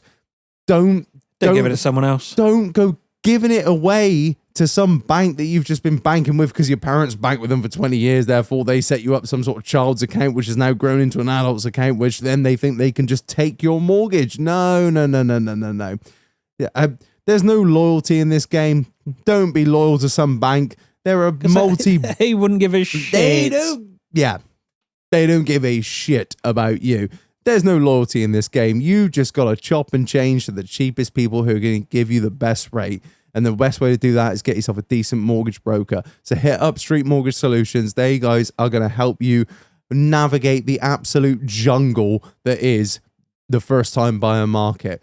And they're going to shoot you straight through to the cheapest fucking deal and the best deal that suits you down to the ground. It's more a case of what suits you. It doesn't have to be, oh, I definitely need I need the cheapest one, I need the cheapest one. But you say, well, we're in a very volatile market at the moment, so maybe you want to want it fixed for 2 years, 3 years, 5 years. Yeah, exactly. It's all about what suits you. Don't get talked into something just by your bank because you've gone in to make a deposit. They will fuck you. They will. They've seen. We're speaking from experience here. They've seen you come in for 12 years and they just think that is in the fucking bag. It's not. No, don't do it. Don't make the mistake that I made when I bought my house first and just went with Fucking told you. whoever was there at the right time. Yeah, no, I could have saved myself thousands by just using my brain and going to a mortgage Just broker. listening to Marlon. Exactly. Listen to Marlon. Listen to Street Mortgages.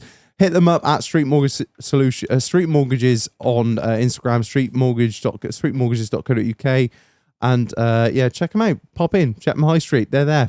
Pop in, see them. They are absolutely fantastic. So yeah, thank you to the guys over at Street Mortgage Solutions for sponsoring this episode. Right, Marlon, beer of the week. What we got? Hawkstone cider.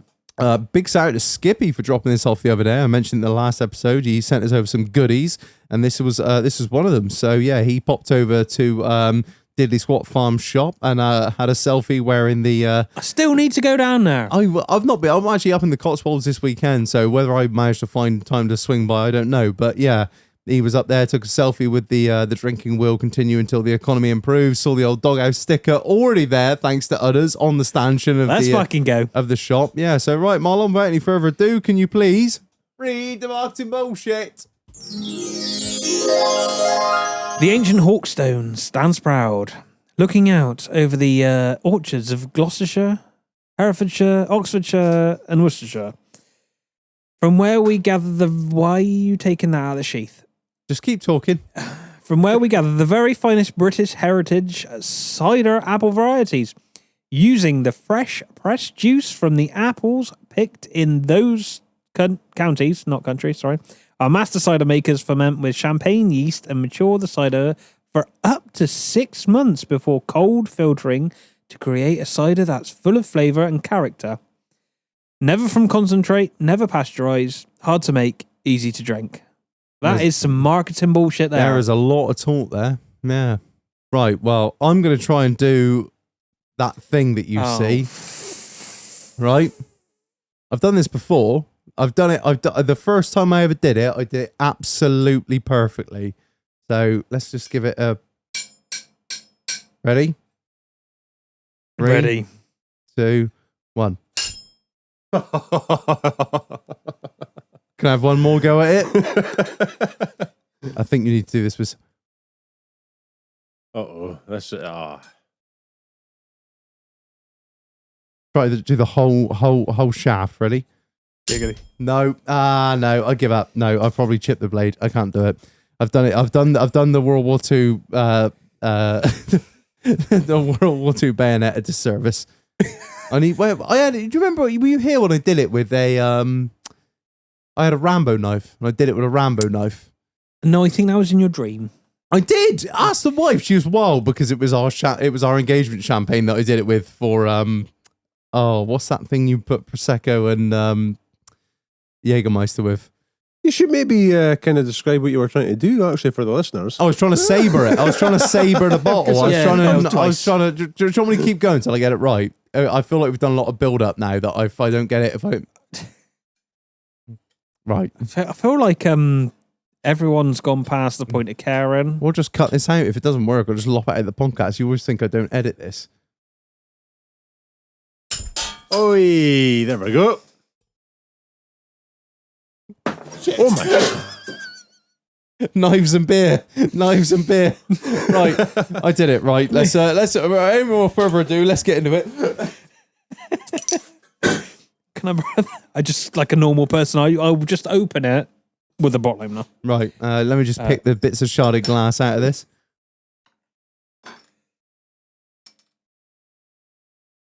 Oh, fucking hell. Oh, I was expecting that to be fucking awful. I'll tell you what that tastes like. Go on. White lightning. What world are you living in where that tastes like white lightning? That tastes like white lightning. I don't think it does at all. There's so much flavour there. Like white lightning. 3 litres, £3.29. I really like it. It's, Or was it Frosty it's- Jacks? It's really full bodied. It's light but full bodied, but sweet and flavorful. That's sessionable. If you say like Frosty Jacks once more, I'm gonna hit you. I'll saber you cunt. Let me just wipe the blood of apples from this from this his sword. What are you thinking, Scott? You're doing a lot of thinking here, man. No, I'm doing a lot of drinking, actually. I am. I've got a coffee. I know. I've actually got a coffee from your legendary coffee machine. I've got a Thatcher's Gold, and I've now got this Hawkstone cider. I really. So I don't know what my taste buds think are going on, but yeah, the Hawkstone cider. Marlon, you mentioned it tastes like white lightning, perhaps. I'm actually not sure what white lightning even tastes like. A bit like Frosty Jack. It's like it's fizzy, light.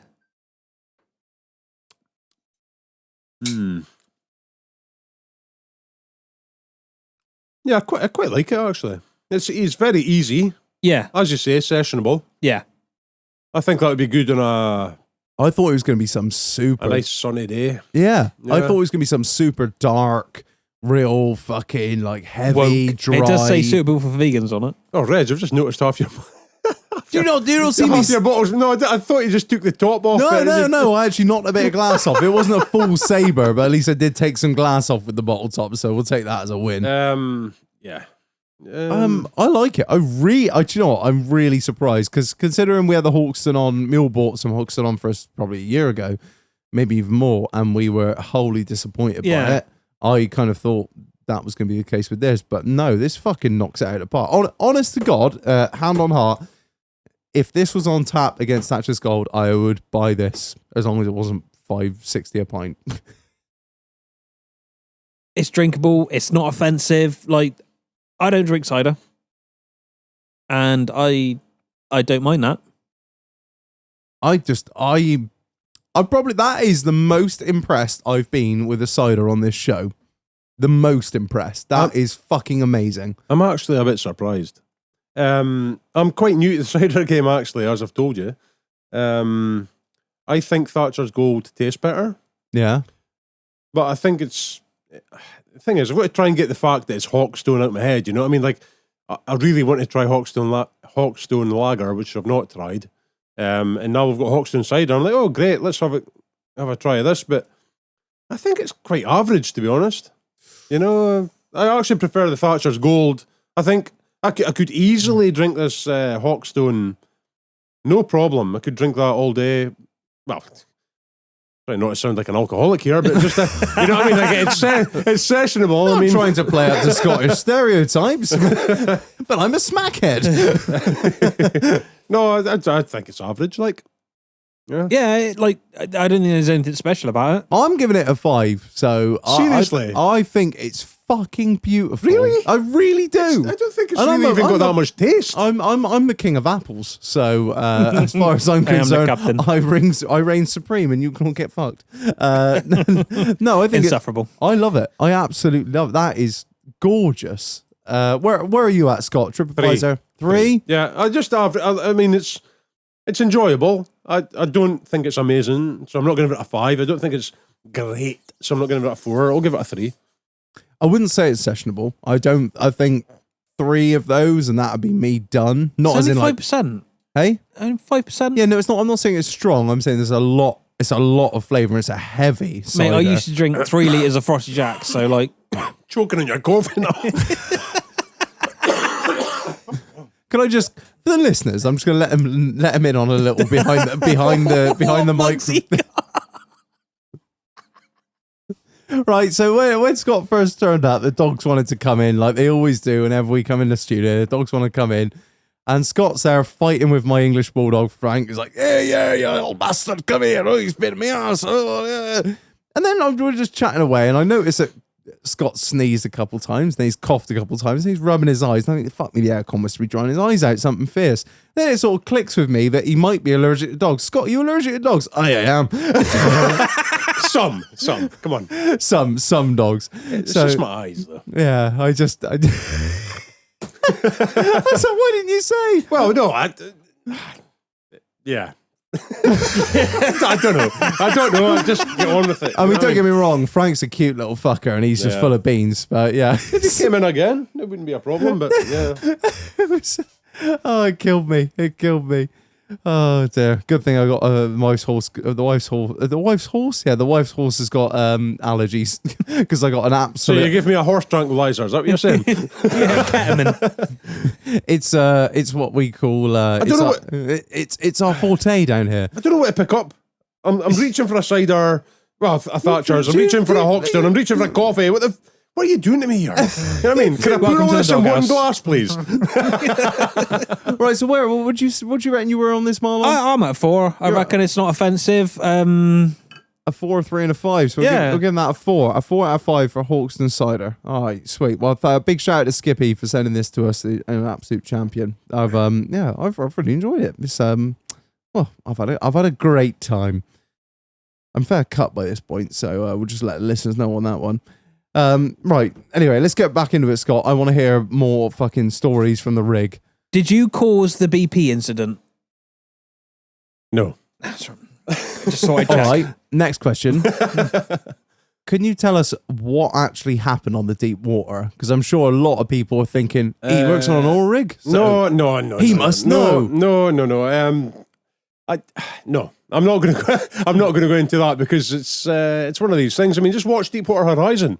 You know the film. It's as simple as that. I mean, I'm not in a place to It goes through all the steps of what actually to happened. make any and how they- speculations of what happened or whatever. I don't even know. You know what I mean? Like I know as much as the film told me. So you know what I mean. There's if no you insight. watch Deepwater Horizon, you'll see some interesting insights into what happened there. But at the same time, you'll see an electrician running about the rig with no PPE, running as if he runs a rig and whatnot, and you're just like.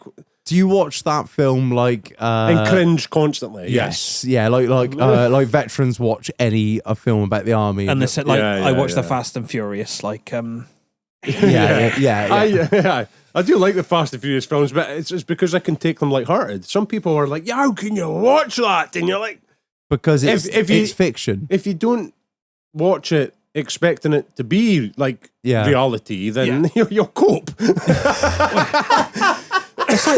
Coronation Street. In that Webster's Garage, they had clutches while you wait sign up. Really, That's not real. It's not mate, fucking real. It's the same as Emmerdale was like, well, I just got to go milk the cows. I'll be back in a minute. 5 minutes. Later he's back in for He's a only coffee. got 2 cows. You're like, yeah, well, That's a rabbit hole like that you could run down. Like, Yeah. you know what I mean? We could go on forever on things that are not real that are on TV. You know what I mean? My second cousin is he works on rigs out in the Gulf. Yeah. And I asked him about it, like not long after it happened. I was quite young, and I said to him, "So what happened out there?" And he said, his words to me, and I mean, I'm not going to put no names out there or anything. His words to me was, "It's a fucking miracle it didn't happen sooner." He said it was. He said, "If you saw the things I saw out there, yeah." He said, Yeah. I'll actually back him up on that. There are things that go on worldwide, in the world, should I say? Sorry, not worldwide. I don't know. It's just there's a lot of things that goes on that shouldn't. I think that's the same in every industry, surely, isn't it? Well, yeah, no, that's true. Like, but I mean, like we've actually, me and a colleague actually stopped a job until we forced the company to get let's just say a safety implement. You know, I'm not going to go into details. Yeah, you know what I mean? Like, it's just Yeah. like some corners are cut. You know what I mean? But as far as we're concerned, like we'll do things as safe as we can. You know what I mean? Like in our job, and if anybody's like willing to cut a corner to reduce and like safety, or Save a whatever, few then- quid Yeah. I and mean, do the they job just quicker. refuse to do the job. Basically, you know. What There's I mean? only so many corners you can cut until you turn something into a circle. Yeah. Yeah, but you shouldn't be. You shouldn't be cutting corners. You know, what I mean? Especially on something like that.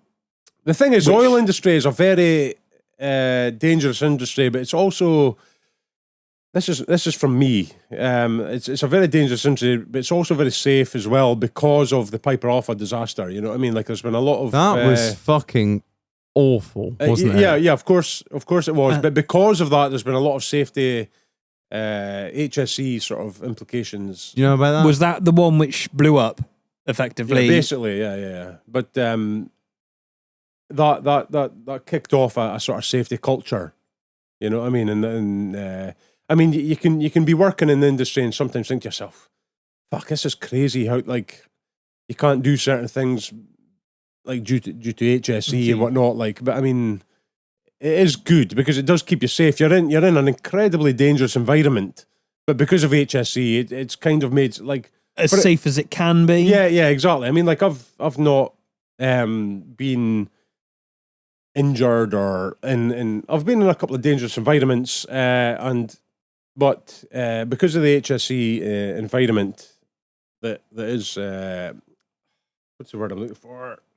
Like introduced into the industry. I mean, it's For a really dangerous job, it is as safe as it can be. for a very dangerous environment. It is a safe job as long as you keep yourself right and you don't cut corners. Yeah. Basically, is what I'm trying to say. You know.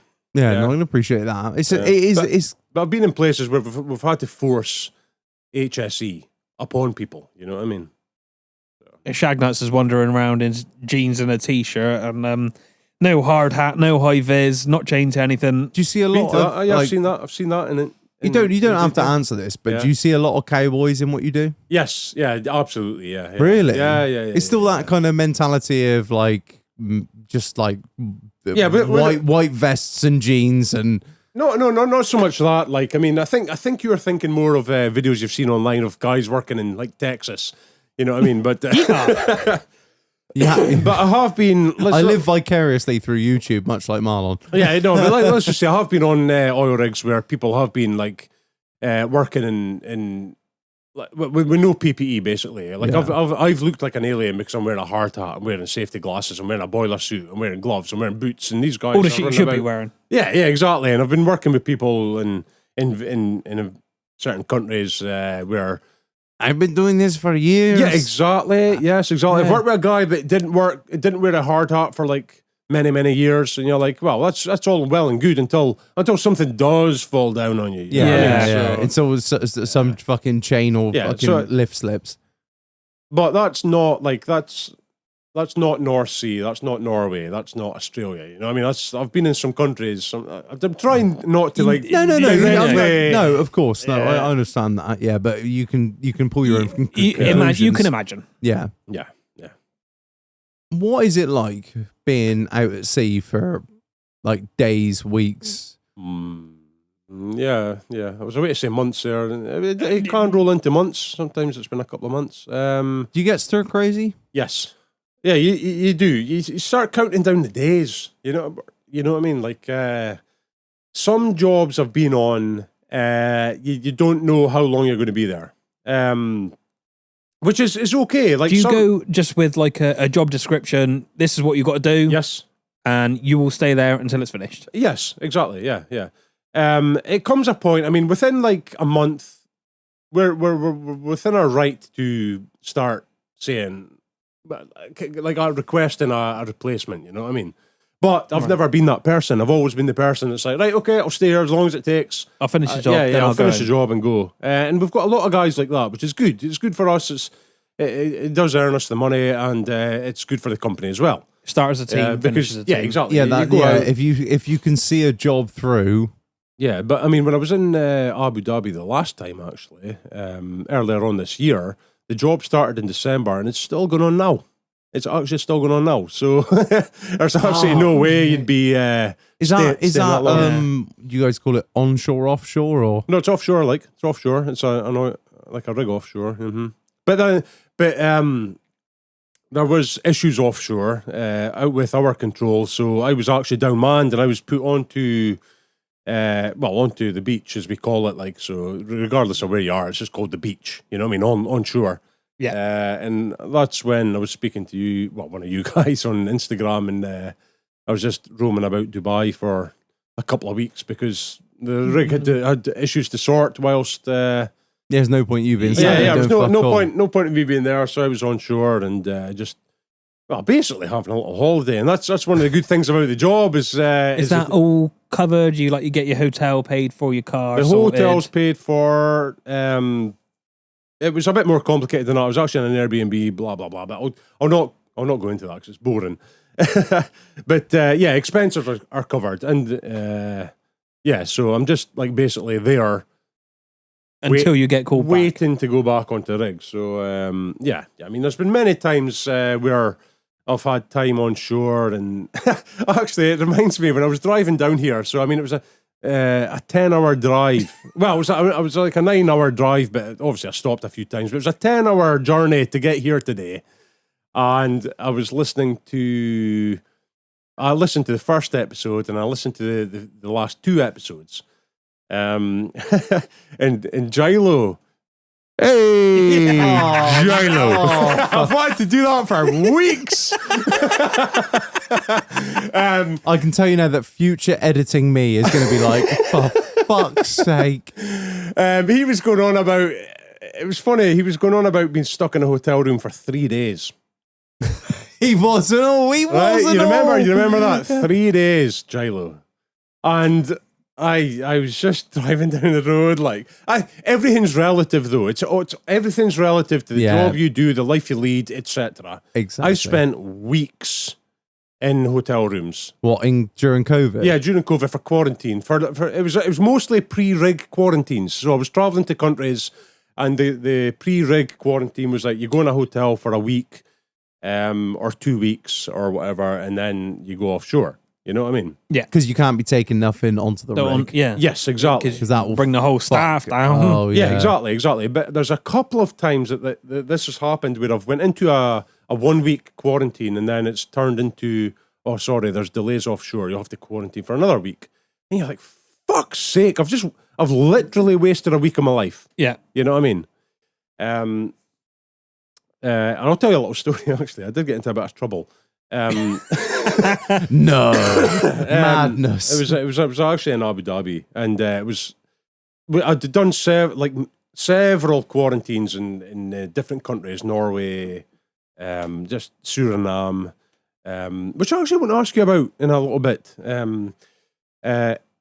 Anyway, but I was in Abu Dhabi, and I had to quarantine for a week, I think. Was it a week? Yeah, I think a week anyway. So I quarantined for a week.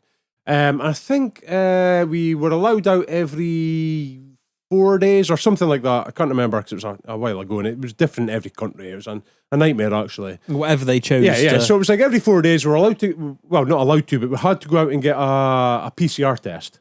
Yep. Yeah. So one day I went out for a PCR test, I think at 10 in the morning, went out for a PCR test, and then I came back. Well, in fact, when I went out, there was two of us, and we were like, fuck it, we'll go and get lunch somewhere. So we went and got lunch, had a couple of beers, and then got back at like 2 p.m, which was still much longer than it would take to go out and get a PCR, but got away with it. And I was like, oh, that's fine. And then the next 4 days, and actually that week that I was doing, it got extended to another week. So I was like, fuck's sake. And I get bored very easily. I mean, I drove down here. I drove down here and I arrived here at 3:30 and I was bored until you picked me up at 7. Right? And we have jobs. I'm sorry. Yeah. I was going as fast as I could. Well, I'm angry. Okay. Just disappointed, all right?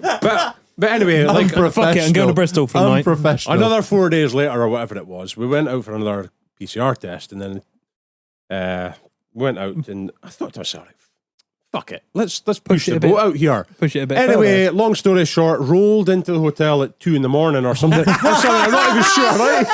I got lost on the way back Right. from the PCR Yeah, shack. Sorry. but not only that, I didn't have a key to my room. I had to be let into my room by the reception. So I woke up the next morning to phone calls asking if I was okay, and I'm like, yeah, I'm fine.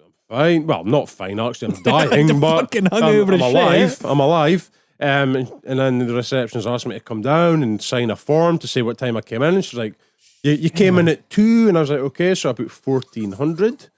Right. And then went back to my bed, and then I got another phone call. You've put down the wrong time. It was actually on camera. It was 2 a.m, and so the hotel, like I was standing at reception, actually dying with a massive hangover. And she's like, I was like, look, if I put down 0200, I'm going to get in a bit of trouble here. And she says, but if you put 1400 down, I'm going to get into a bit of trouble here.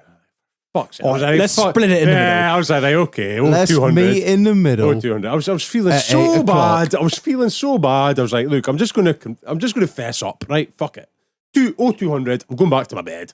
Went back to my bed, and then I've got. I'm not sure what to say, but I've got people knocking on my door and everything, fucking with forms that I needed to sign and whatnot. And I was like, for fuck's sake. So I had to phone my work and confess. But luckily enough, it didn't. It didn't actually affect the job, because I had to. There was delays and whatnot, and it more affected me because I had to stay in a fucking room.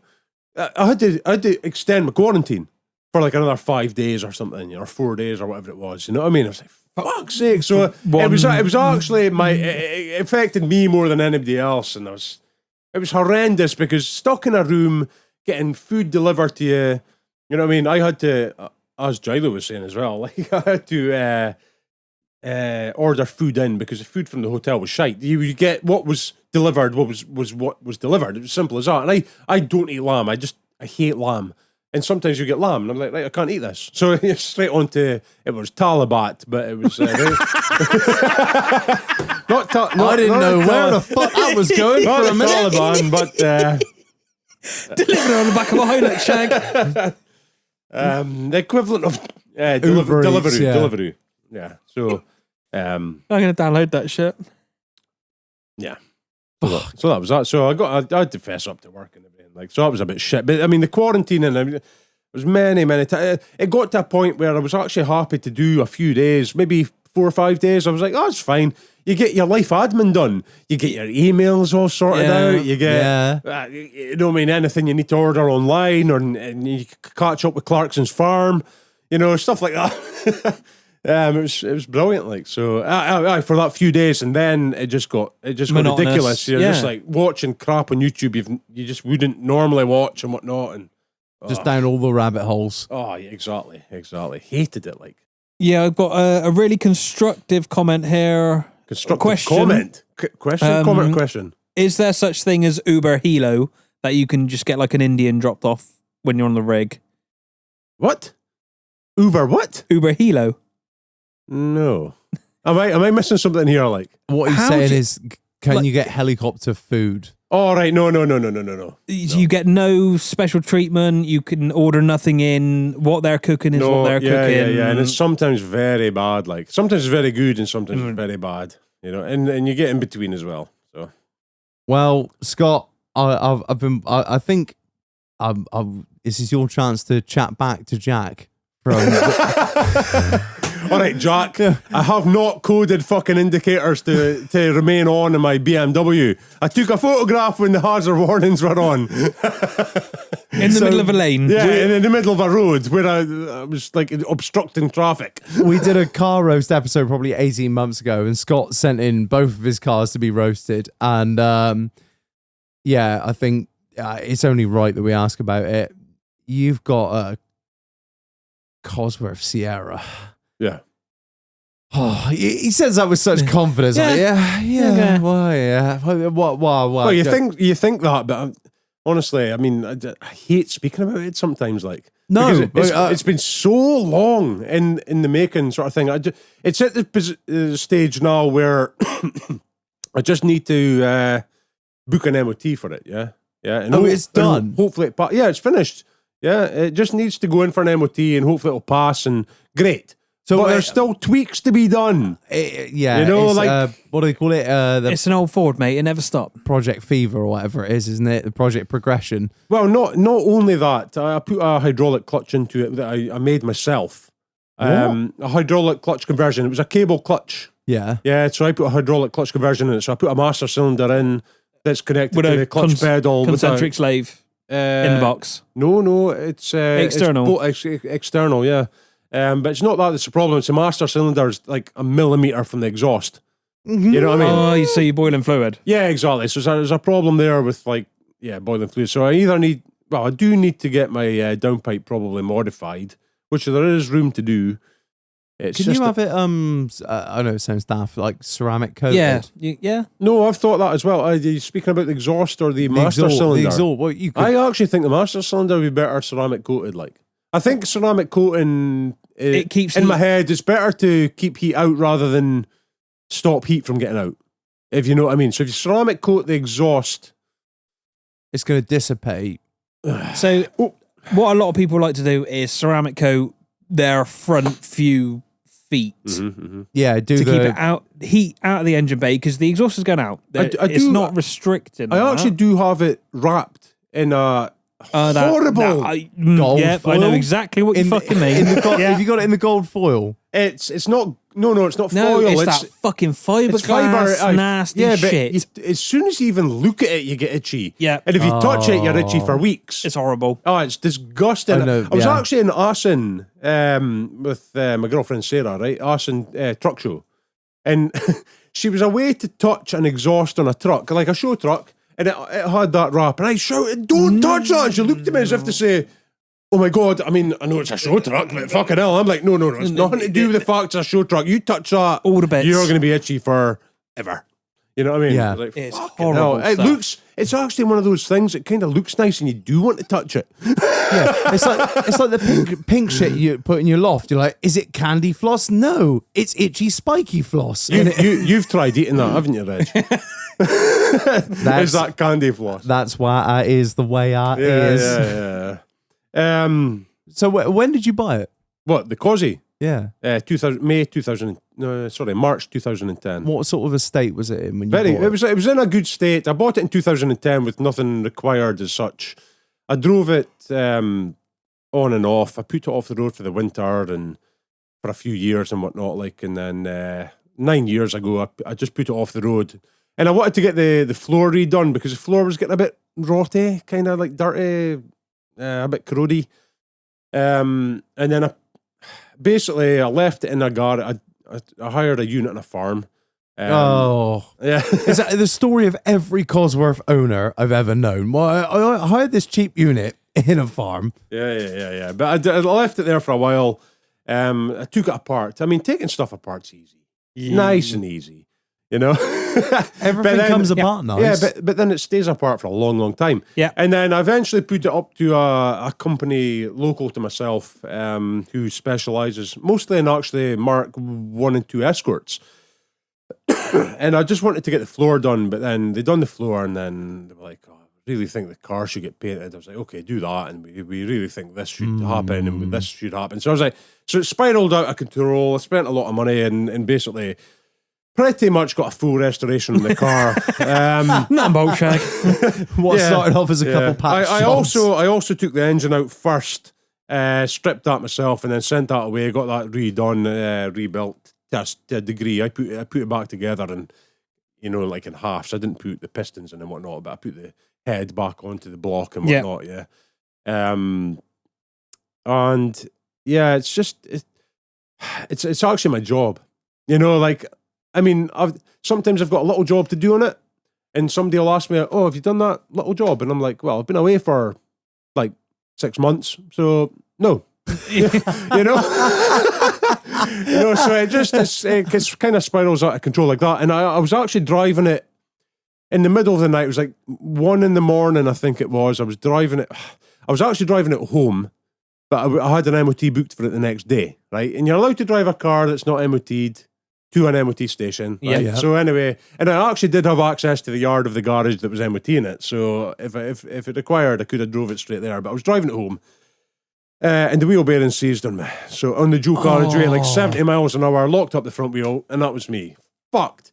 So, and the police actually turned up and blocked the road for me until I could get a recovery truck. I even said to the guy, I says, "Look, it's not MOT'd." He's like, "I don't even care." So the copper was absolutely brilliant. He was just happy to see one in the wild. Yeah, so Yeah. I managed to get it recovered. It cost me, I can't remember, let's just say 100 and something quid to do like a 3-mile journey to my house. You know what I mean? So I got it to my house, took the hubs off, and I actually got somebody to replace the wheel bearings properly. Because I actually put new bearings in it, but I hammered them in instead of pressing them for in. fuck's sake. Sorry, Marlon, sorry. I do You have a apologise. drift and a fucking lump. Yeah, in you go, you cunt. Why is the hardened casing cracked? I don't know. Why is it seized up? No, I don't know. Yeah. No, I'm being honest. I mean, I just hammered it in, and obviously it misaligned, and it just. I drive. it fucked We're up. birds of a feather. It's me smacking fucking. It's me smacking half shaft seals into the diff. No, P38. fucking trying to get that In you oil go, pump to in fit. you go, in you go. So, but the wheel bearing that did seize, it fucked my hub. It just fucked, like, welded Yeah, itself well, to yeah, the hub. that's it. It'll So, seize and then pick up. by the grace of something, I actually managed to find, I think, the only, like, sort of near side hub. In the world. Oh, yeah, pretty probably. much in the Yeah. world for sale, like, you know what I mean? And I managed to get it. So I got that, and I got my mate to do it properly. Got them in, and yeah, basically that was fucking a year ago, and the car's just been sitting in the garage since because I've been away working. So it's actually, I put a new when I was driving it as well, the speedo was fluctuating a lot. So instead of fucking about trying to fix the speedo cable that was in it or whatever, I just bought a new one. Yeah. And I replaced that last week, 2 weeks ago, and it seems to be fine. And now I just need to MOT it. I was actually waiting for my mate to get his car done, which has been off the road for about the same amount of time. And his is almost ready as well. And What's your mate got? he's got a Salete, so it's a Nissan 180 SX with a Silvia front end on it. Oh, 2 litre yes, turbo. SR20. 2 litre turbo. 2 litre turbo SR20, yeah. Is it Yeah. an SR20? You got If it's a 180, is it an NS? yeah. yeah. Well, Well, you're the 180s came with a CA18. CA18. See, this is where I don't want to get it wrong now because I'm like, I don't want him Oh, to listen yeah. to this and be like, Yeah, you're you- fucking wrong. This is what it's like. This is welcome to Yeah. my life of No, I getting know, I know. corrected on the podcast. No, it is a 2 litre because you get the 200 SX, which is a 1.8, and you get the 180, which is a 2 litre, I'm pretty sure. The 180 SX is a 2 litre, and the 200 SX is a 1.8. So you've got your pretty CA18 debt. Yeah. Did they do an NA in that? You're pushing my knowledge now. Or your SR20, which usually fetch a premium on race day? The best car they ever put the SR20 in was the Pulsar. Don't argue with me. Absolutely the coolest thing they ever put that engine in. Mate, I like a 14. 14. It's got to be a 14A. I just think it was a shite engine to go in a car that large. Yeah, it's small. Yeah, exactly. It just suited the Pulsar. But then you're 2 so litres well. in the Evos. Yeah, but that's a different kettle of fish. That's rally pedigree through and through. You've got this SR20, which is you're putting in like not a saloon, but a long wheelbase coupe. But it just suited that Pulsar so fucking well. It just what? I can't. I love it. If I could, is it a GTIR, isn't it? Yeah. Yeah. Oh, Are they not soft as fuck, the engines in that Pulsars, though? Oh, the SR20s? SR20s Was it an are... SR20? They're in the alright. GTIRs, I think I'm 99% sure it was the SR in the GTIRs at the SR20s. I mean, yeah, they Yes. are known for things, but aren't they all? Yeah. Eh. I mean, like, they're fine. They are reliable engines. Keep a belt on them. Just keep a belt on them. I remember when I first started driving, I was like looking to like get rid of the Lupo. I was like 18, 19. I was like looking at a Pulsar GTIR for $7,000. Can you imagine? I don't think you can even find them anymore. Can you even find them? When I sold my Evo, Who I, would was, want to find a I Lupo? went to look at one. You're getting on. You're going in the total wrong tangent for me. Like, Your man just wants a well tail. no, all right? no. It's just rear wheel drive. That's all I want. Rear wheel drive. You know, my Beamer's rear wheel drive. The Sierra's rear wheel drive. That's all I want. You know what I mean? I can't trust myself. That's the problem. I got to have 4 wheels or 2 wheels. I up know front. exactly what I'm doing with a front wheel drive car. Like, Yeah. So does like your granny. in the Nissan like, Sunny. considering the crashes she's had in the last 18 months, I don't think she does. Okay. Well, They're just little shunts. They're just little love nudges. They That's are, all they yeah. are. It's just a bollard in I- Tesco's, Marlon. Forget I about it. know how to fully send one round a track. Whereas real wheel, I'm like, well, it's coming round. It's so much fun. it's coming though. round. So much fun. Oversteer, so much fun. You know? I'm too daft for all that shit. I didn't trust myself. Although I'll be honest, the only car of it I ever have taken around a track of my own was a Golf. You know what I mean? I had a diesel Golf that I was stuck with for 2 years. Ended up hating the thing, but I just drove down to Knockhill. I don't know if you know Knockhill, but it's a racetrack up in Scotland. Just fucking stuck it in the track. I shouldn't have been on the track because I didn't have a tow eye in the front or back. Like, nothing. You know what I mean? I had a tow eye that could screw into something, but it didn't screw into the fucking car. You know what I mean? But it was just... I just went on. Stole one from. In the corners, the thing was amazing. Like, it was... I just threw in a set of stiffer springs, went down. People at work were like, what the fuck are you doing? I was like, look, I guarantee I'll be having more fun than you tonight. I drove down and... what actually happened there, I took the car out on a straight line, absolute fucking waste of time, you know what I mean? Like Nissan Yeah. GTRs and McLarens and everything driving past me like I was standing still or even in reverse. But in the corners, like literally I actually remember I was the slowest car on the track, like by like sort of like engine, but I wasn't the slowest person on the track, which was great. You know what I mean? Yeah. But There's nothing like driving a slow car fast. yeah, I know, but I really enjoyed myself, and I just made the most of a day in a shite car, basically. You know what I mean? Like if I had I a can see him BMW, turn Mate, up I've in been it. doing that my whole life. You can turn up in a set of blue Castle overalls with a Barbie helmet. You ticked off?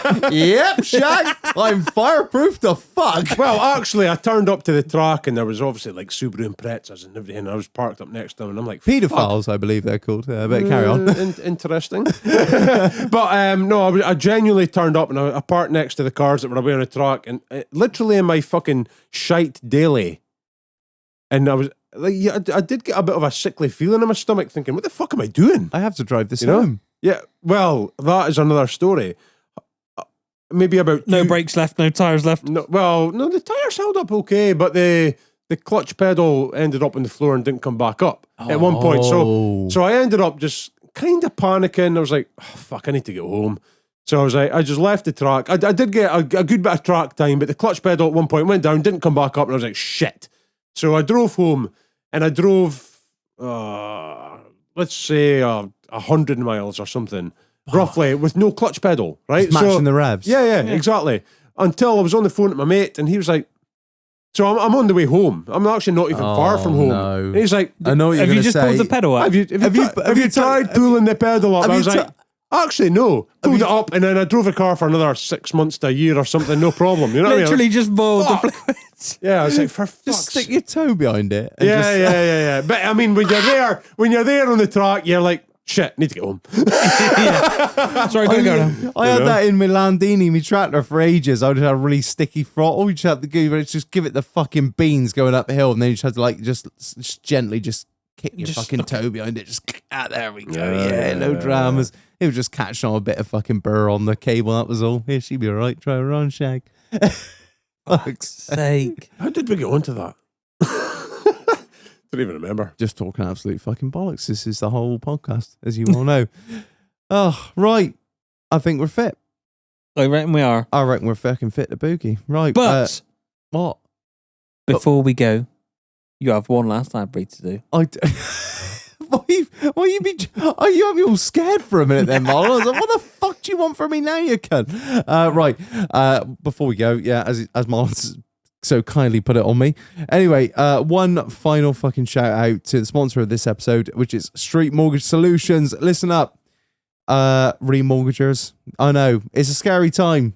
Interest rates are going up. They're coming down. They're going up. They're coming down. The interest rates, the Bank of England just seems to be doing what they want. It's it's a weird time to be stuck at the end of the 2 or 3 or 5 years that you're on.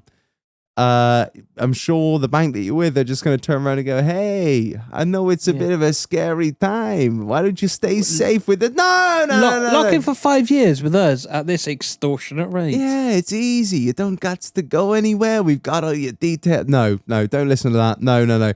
Get in touch with a mortgage broker, and the mortgage broker to use is Street Mortgage Solutions. They are the people that are going to look after you. They're going to make sure they're going to get the best deal for you. So, all you need to do, get in touch with Madeline. She'll let you know what's up, and then just download the app. And guess what? Just file the documents over. Just upload the PDFs. I can't believe they got an app. Just take some fucking pictures of the pieces of paper in front of you, upload them, tell them this is my house, this is what I'm doing. Simple, basic information. Know what's the ins and outs of your cat's and dog's name and What did you have for dinner last night? Yeah, and how many times your dog shit in the garden last night. Nah, they're not interested. Just the basic stuff. Like I said, it's a strange time that we're living in with these interest rates. You need to make sure that you are making the most of what is out there. Don't just fucking go to the first person. Don't settle. Don't settle for nothing but the best, and the best is Street Mortgage Solutions. Hit them up at Street Mortgages on Instagram, www.streetmortgages.co.uk, or just pop into their branch in Shepton Mallet and pop in and see them. They're fantastic. I can't rate them highly enough. So yeah, thank you to them for sponsoring this podcast. Right, I think we're fucking done. Scott, thank you so much for driving 535 miles to come down to a shitty garage in Shepton Mallet, Somerset, just to come on and talk absolute waffle with us for 2 and a bit hours. Yeah, and it doesn't even feel like 2 and a bit hours. It never does. It never it just does. Flew by. It always feels just so like much more to speak about. 45 minutes, but yeah, it's we can't thank you enough. Thank you for coming on, and it's been a long time coming. I'm glad we've managed to nail you down. No, it's been a pleasure. I mean, it's been so long coming, as you say, and I've eventually made it. And if you want me back on, I'll come back on. Absolutely, mate. Next time we'll fly you down. Save the miles. Get Uber Hilo out. Right. Thanks everyone for listening. If you could rate us 5 stars on every platform that you're listening to, that'd be great. Or don't. Nobody cares. Yeah, do what you want. I don't know. Not your real dad. I've been Reg. I've been Marlon. And I've been Scott. And thank you everyone for listening. That is the end. Oh. Until next week. Yay!